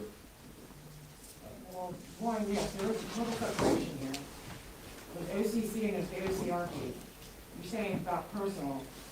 We got a whole bunch of things here. We are calling all these people out, calling them saying they're for abortion. You call them Democrats, Marxists, communists, because we're not OCC. Nobody can just come and look at your page. Your page is private. You have to answer all the questions to get in there. To sit there and say that we're the ones that are doing you. I want. What do you want? Because we're all just trying to sit here and, be a part of the Republican Party and do it, but because we're not OCC, there's a problem. And that is completely a lie saying that you don't get personal. That's exactly true, because you have personal opinion. All right, so that's all Mr. Wagner. That's all Mr. Wagner first. This is real quick, I'll just repeat what I said. Everybody hold the discussion except for the gentleman recognized by the chair, please. Just repeat what I said before. This is broad brush. You can't paint the OCC as all the same. There are good people in the OCC, there's some people that have overstepped their bounds. You can say the same about any group. So just broad brush doesn't work. Thank you, Mr. Wagner. Taylor? Yeah. Personally, a lot of people know, my wife and I was in a serious motorcycle accident a year and a half ago. If anything, I have a reason to be upset with the OCC. I'm not going to name the person's name, but I know for a fact he's in the OCC. He drug my wife's name and my name through the mud when my wife was on life support for 6 days. But the good book tells me I have to forget and move on. Enough is a freaking enough. If you have something to say, is there anybody in the OCC, and I want to publicly say this, is there anybody in the OCC that was willing to sit down, even with me, or somebody that you can get along with, and have an honest conversation, and let's bury this hatchet? We can disagree on policy, but it does not have to be personal. I'm tired of the hatred. If you call yourself a Christian and you quote scripture on the Facebook, be who you say you are. Thank you for your time. God bless all of you. I would like to know if anybody would like to sit down and have an open conversation. Thank you, Mr. Taylor. Appreciate it. All right, Jason, go out there. All right, I need to recognize Mr. Haney first before letting you have a hand up. Mr. Haney? So what we're discussing is far deeper than a group of individuals disagreeing with another. What we're talking about here is censoring freedom of speech. What we're talking about. One person is recognized by this chair. Are we clear on that? Yes, sir. Thank you. Continue, Mr. Haney. What we're talking about is actually kicking out parties whose beliefs, or members of parties whose beliefs are mostly in line with the others, just because of heated arguments, disagreements. The whole thing about the Republican Party is the rule of law. I cannot find where that law was broken. But once we start separating ourselves out because we disagree, you're going to end up with just one person in the room. So you better think about that. Thank you, Mr. Haney. I believe Mr. Music was next. I'd like to call the question. All right, Mr. Music is like to call the question. Do I have a second? Do I have a second? Okay. Any discussion on calling the question? Yes, Mr. Wagner? this is too important to end discussion. Okay. Mr. Wagner says it's too important to end discussion. Any argument for calling the question? Point of order, or whatever. It's 8:30, after 8:30, do we not get charged extra money in this room? We may get charged extra money. All right, but Okay. How much is it? nothing on you. I'm just making a point here to everybody. I think we call the question to save money unless we're willing to pitch in some money to keep this meeting going. Okay, so that's an argument. That's an argument for calling the question. $25 an hour. That's an argument to call the question. Am I right, David? $25 an hour. All right, do I have an argument? Plus, we have security that we've got to cover as well. Plus security. All right. So, all right, do I have an argument against calling the question? Or does somebody want to call the question? I'm calling the question and we'll put it to a vote. You said against calling the question? Oh, yeah. I'm against calling the question. I think this topic needs to be settled in January of 2024 so that we can move into this contested election cycle as one party and not a party with a special interest inside of it. That's okay. I'm just gonna make a comment as a current candidate and a person who does not, I vowed I would stay off Facebook, I would stay out of all social media stuff, other than saying what my policy was on my Facebook page. And I hope everybody will take this with some sense of humor.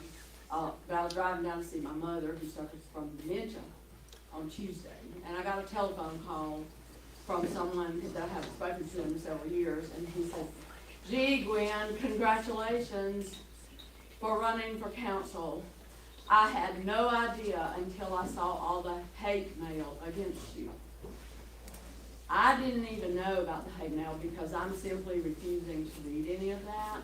It isn't part of this. It shouldn't be part of this. I've also had people call and apologize to me for what I'm being put through on social media. The joy of that is I have no idea what I'm being put through. I don't care because I'm in this for the best interest of the county. And so I'm going to fight on my policies. I'm not going to call anybody names. I'm not going to be derogatory towards anybody's family. And I would like to think that the whole party, the entire group, I don't care what letters are in front of your name, that you can all agree to do that from now until June, and then even more strongly from now till November. Thank you, Ms. McPhail.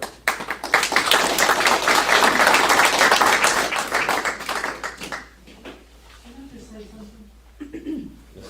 Williams, your second. I'm sorry? Ms. Williams, yes, you're recognized by the chair. I just would like it to be one party, because I feel like right now there's two parties sitting in this room. And I dread coming to the meetings because all we do is bicker and it's them against us or us against them instead of us being unified and working, like people have said, towards the election and the future.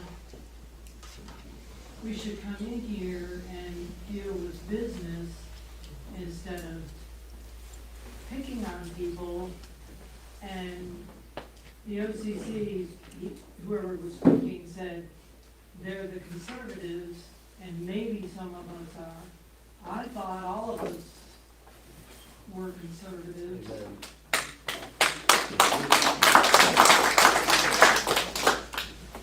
Thank you. Yes. Mr. Riedenacker, South Union?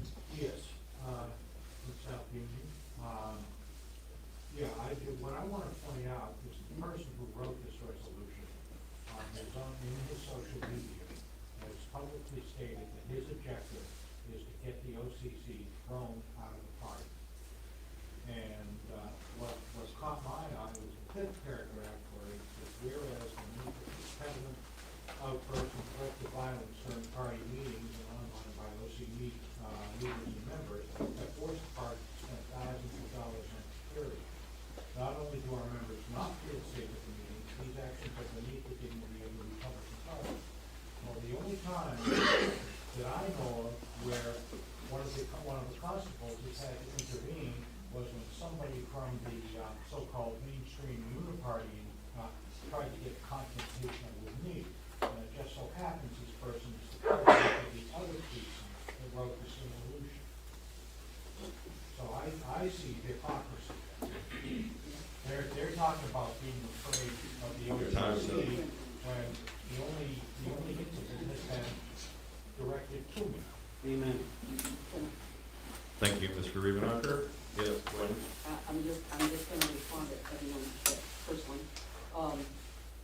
There is a perfect example of the way you phrase things that is divisive. And what I would like to say from this point forward is, okay, yesterday is yesterday, last week is last week. Let us agree tonight not to call anybody a so-called conservative or a sort of Republican or whatever all of the other innuendo and term is. And let's work together for the benefit of the county and the defeat of the Democrats in November. That's really where we are, I think.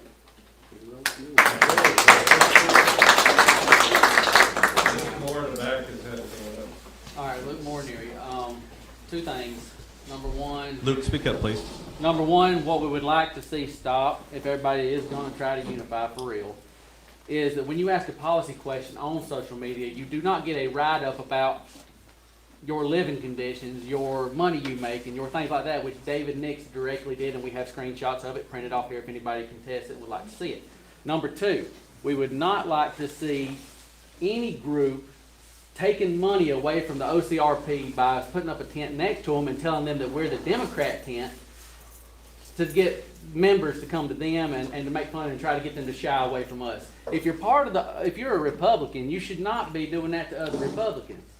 You should not be making posts saying man's misfits, OCRP man's misfits, which we have printed off here with us.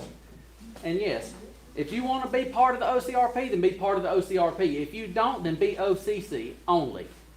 But it needs to be dealt with. It's 2024. Decide. I'm recognizing Mr. Moore.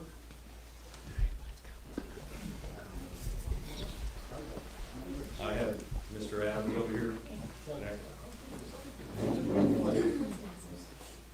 I put conservative before being Republican.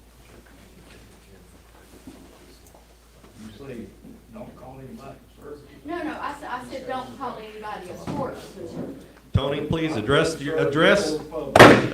to the chair, please. I'm Not conservative for Republican. Thank you.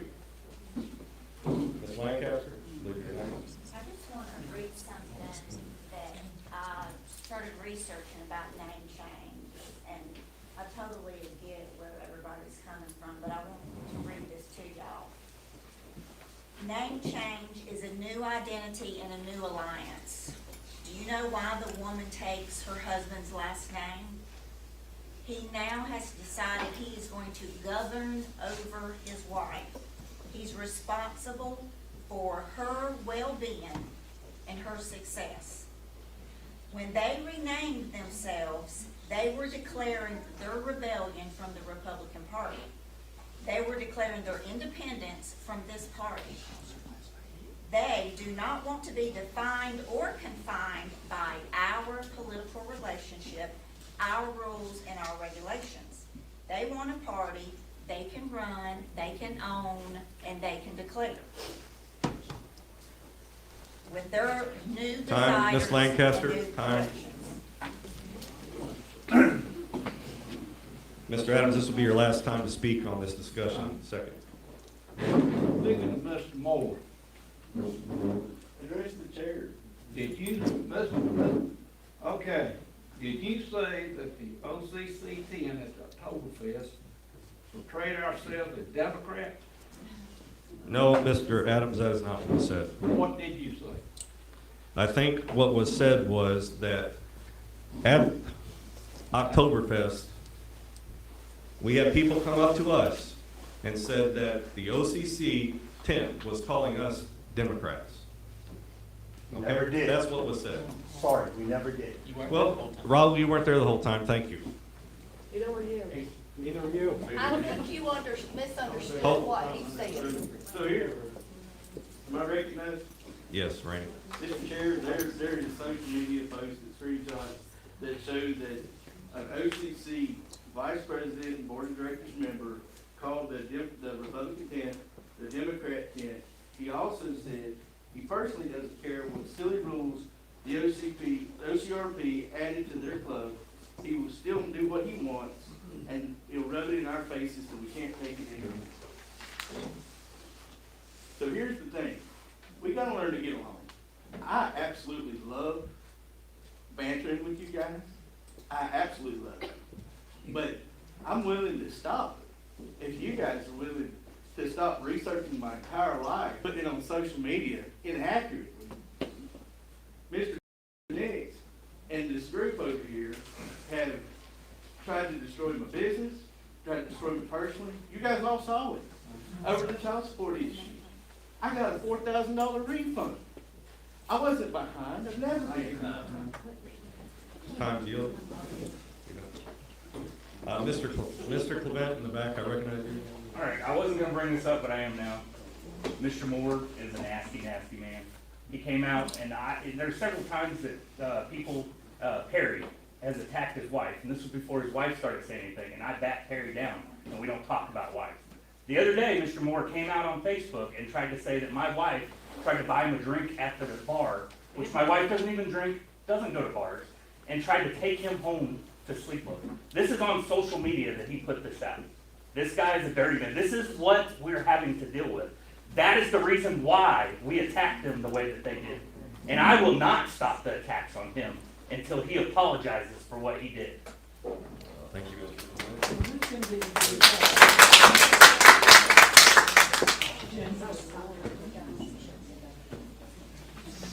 Ms. Moore, I recognize. Chair recognizes Ms. Moore.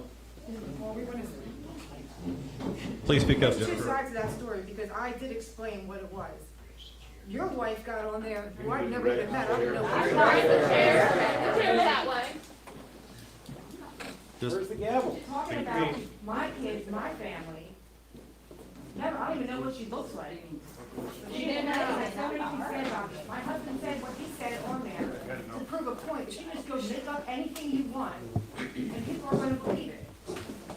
We have been made each other, talking about where we live, call my husband uneducated and how far he went through school.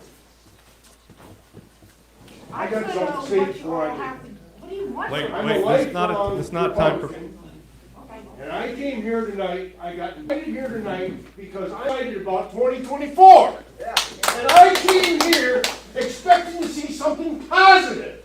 I have never seen anything like this in my entire life. Goodbye, folks.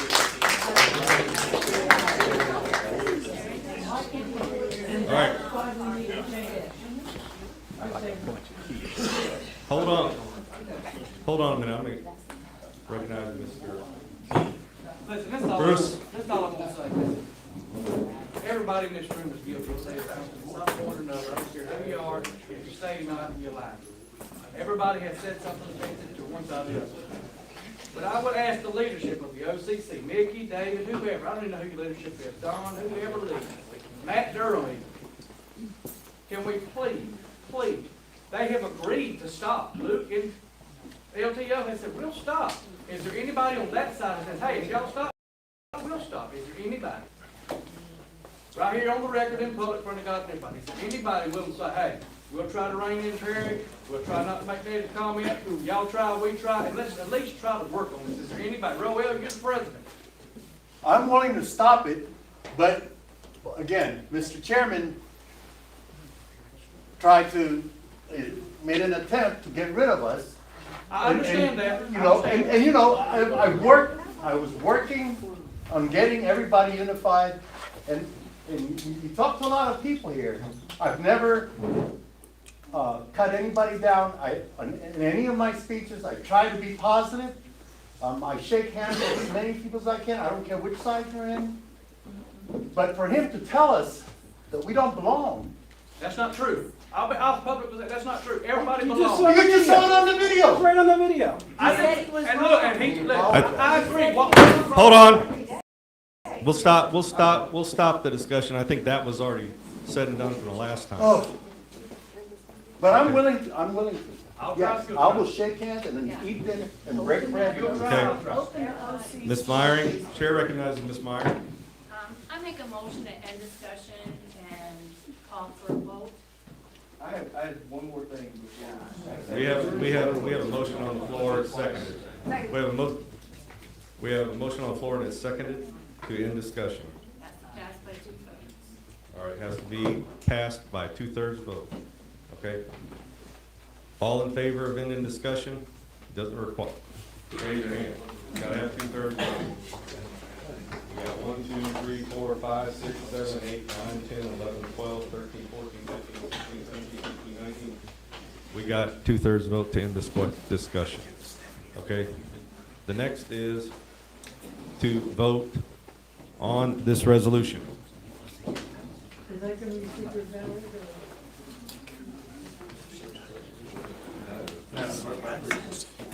Vote by precinct. So, just a simple raise of the hand. Is that good? Okay. So, we're gonna vote first to pass this resolution. All right? The second vote is gonna be to defeat the resolution. Do not pass the resolution. This is only at the county level. All right? All those in favor of the resolution, please raise your hand. 1, 2, 3, 4, 5, 6. That's one on count. 6. 6 in favor of the resolution. All those opposed to the resolution, raise your hand. 1, 2, 3, 4, 5, 6, 7, 8, 9, 10, 11, 12, 13, 14, 15, 16, 17, 18, 19. Resolution fails. We put on new bid, or we moved the new bid. We are on new business already, Josh. Well, I mean, is there a gap right here? We're right here at C. OCRP election support. You see where we're at? Yeah. All right. Can I get between E and A time around? You want to modify the agenda if you got something to add? Okay.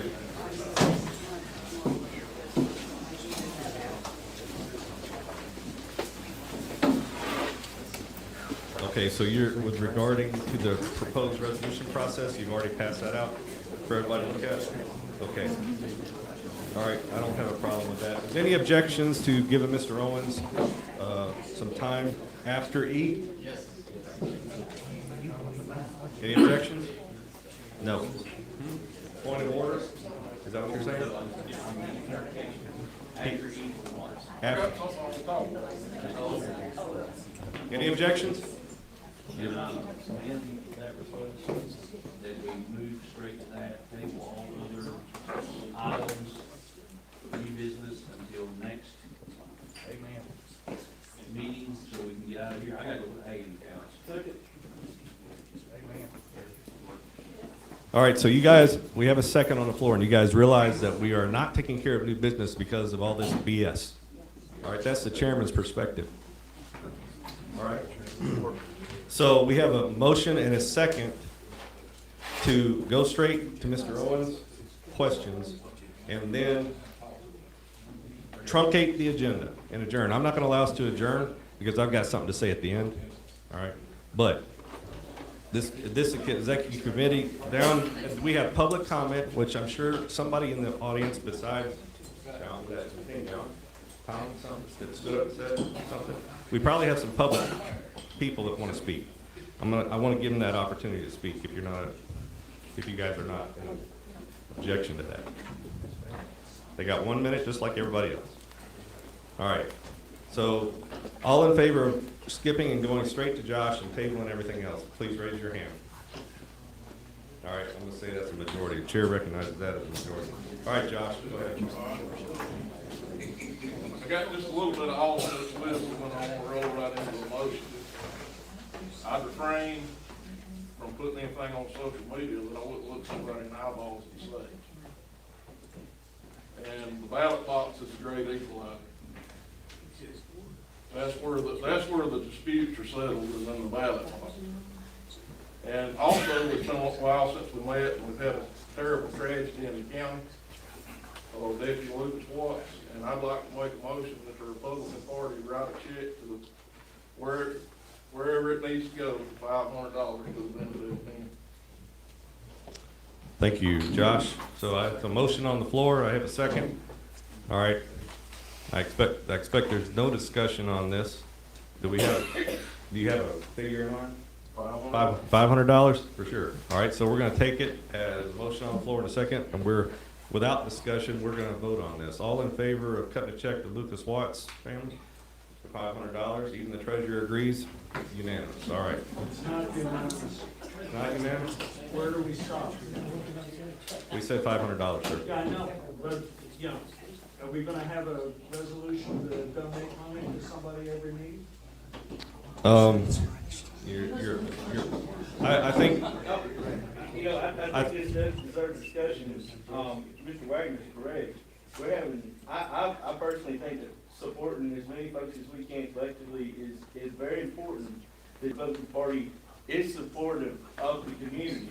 But if we're having trouble keeping the lights on and we're passing the bucket to pay for the meeting, I would ask that each and every one of us come prepared to donate at every event.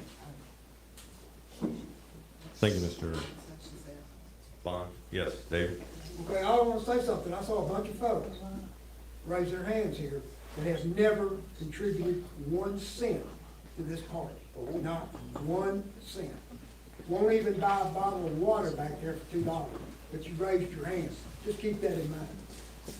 And we're calls for a majority of the discussion tonight. Thank you. Yes, Mr. Soper. My comment would be that we are charged with spending the money that our members give us in a responsible way. And I think it's probably not a good idea to tell our members that we didn't use the money to elect good Republicans. We used the money for a different reason. Thank you. Thank you, Mr. Soper. Yes, Gwen? Can I amend Josh's motion that I would make the recommendation that all Republicans bring a few dollars next time specifically for the support of, if that's what the party wants to do, not take it out of the Republican budget because it is sort of a political thing. I'll second that. We have a second. That we, if we would like to pass the jar, pass the bucket, pass whatever we want to do specifically for. Okay, so we have a motion and a second to amend Josh's original motion. All right, any discussion on that? All right, all in favor of amending the motion? I'm sorry, I didn't see it, Ronnie. I'd add, why not tonight? Because I don't have any. I'll give, Well, I already put it. Because you'll probably get more than $500. I'll do it next, All right, I'll do the it. next time. So I would say that, at least I would hope that. Okay, I'll table that motion as long as if y'all wanna do it next time. all right, we'll do it next time.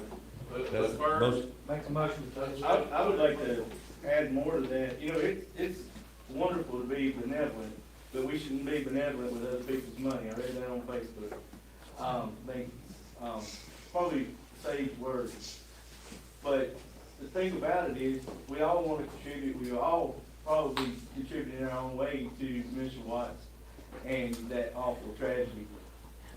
And there's nothing wrong with anybody that has a cause of special interest that wants to talk about it and set it up here with a sign on it while we're here, because that's, we're giving people. So we should recognize that the party needs money and we want to help other people. So we set up 2 buckets and you guys can help in both directions. But it's gonna be on the backs of all of us. And I agree, it shouldn't come out of party funds, it should be out of our pockets. okay, thank you, Mr. Bond. So, call for the question? I'll second. Second, okay, we're gonna vote on the amended, motion, right, and we're gonna table it at the same time. So, I'm gonna try and put 2 and 2 together here so we can move on. All right, so we're gonna bring money to the next meeting, and it's gonna be donated, not out of party fund. All right, it's a donation to the next meeting on February, I think, the 15th, day after Valentine's. So we So, got 2 different motions on the, no. Can we just make it simple enough for the parliamentary procedure and get the hell out of here? okay, one's the table, the other's the money. I don't think there's one to table that's still out. The motion was amended. It was amended. Just go back up and Terry? just make this straight up. Just say, are we cool with bringing money next month for Corporal Watts and having a separate bucket to contribute to the park? All in I call for favor, that let's question. just do this. All right, everybody vote all in favor for bringing money specifically for Corporal Watts. All right, I think that motion passed. Please, everybody follow through with that who raised your hand. Okay.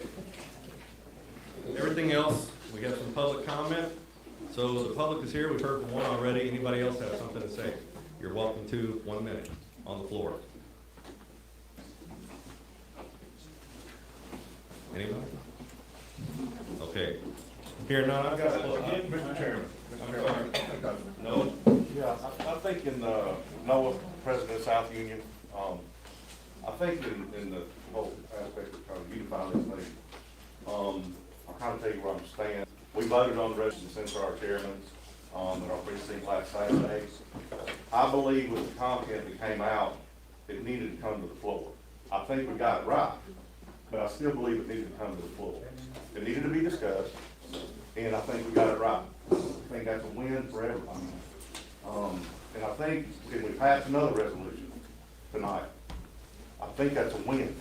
We need to get this together for each other. Mr. Chairman, I appreciate the time. Thank you. Thank you, Mr. Baker. Ms. Bond? I got one last comment about the agenda items that we skipped. In previous council meetings, it's been stated by county council members that our elections office has failed federal inspections. They've got unfavorable results from the SEC and Homeland Security on the election process and fiscal security, how they do it. We didn't discuss it tonight, but if a resolution is needed to tell our county council, and Don, you're sitting here, it's a responsibility of Americans to vote. But it is a responsibility of our local government to provide a safe and secure and accurate election system. You guys have got to do something before this election cycle. And we need to tell them that. All right, thank you, Mr. All right.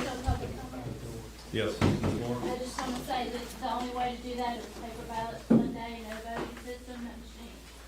That's what the resolution Thank you, Mr. Moore. Okay, so I have just some closing remarks. I would like personally, as the chairman of this party, to see a truce to be called. I would like it to be on both sides. I think some people here have extended the olive branch to do that. The question is that everybody? And it's gonna come out soon, whether or not that is everybody or not. Okay? Everybody has their convictions. We're all Republicans and we're all proud. We all stand by the creed. I personally believe that freedom of speech in this country has been dragged through the mud. There is no maligning. There is no way to take anybody down for lying about you, blatantly lying about you on social media, dragging your family through the mud, your kids, and everything else. Are we going to continue to do that? Are you going to continue to do that? Am I going to do that? And the thing about it is, if somebody doesn't do it, it doesn't matter. They're fair game. Who's the coward in that instance?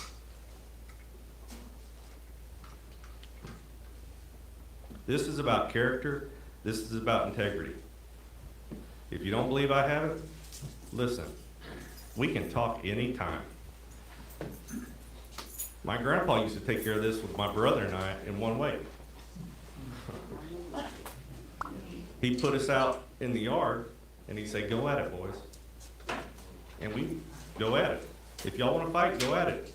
Because you're going to get my cane until I think you're done and you've had enough. I wish it was that way again. There's some people I'd like to take on. But that's not the way it is anymore in the wild, wild west. So you've got to have some self-governance. Actually, in South Carolina, you can challenge another individual as long as they're mutual agreement. Mickey, that's an obscure ordinance that would not ever be allowed. I already talked to Sheriff Crenshaw about that. It's an obscure ordinance. Okay. So I've got some closing remarks beyond that. I appreciate the laugh, Mickey. Some of you are aware that my youngest son has struggled with opioid use for several years. As a family, we've never condoned or excused his actions in any way, but we've taken countermeasures to direct him many times. He was on the right track, but if you've been in a similar situation, you know that sometimes recovery feels like a roller coaster ride that'll never end. We don't at all condone or excuse his actions, including those which recently have resulted in some legal consequences that he must answer for. Lady Justice should always rise above any ill treatment, and I refuse to interfere with that process. I'm sharing this personal information for two reasons, to be honest with this committee. Number one, to derail, number two, any ridicule that myself or my family will be rummaged through by my critics. Did you guys hear that? I would ask for your prayers for him and our family, that the actions taken through our justice system will serve as a wake-up call for him to quit using and choose a better life for him and his family. Thank you. Meeting is finished.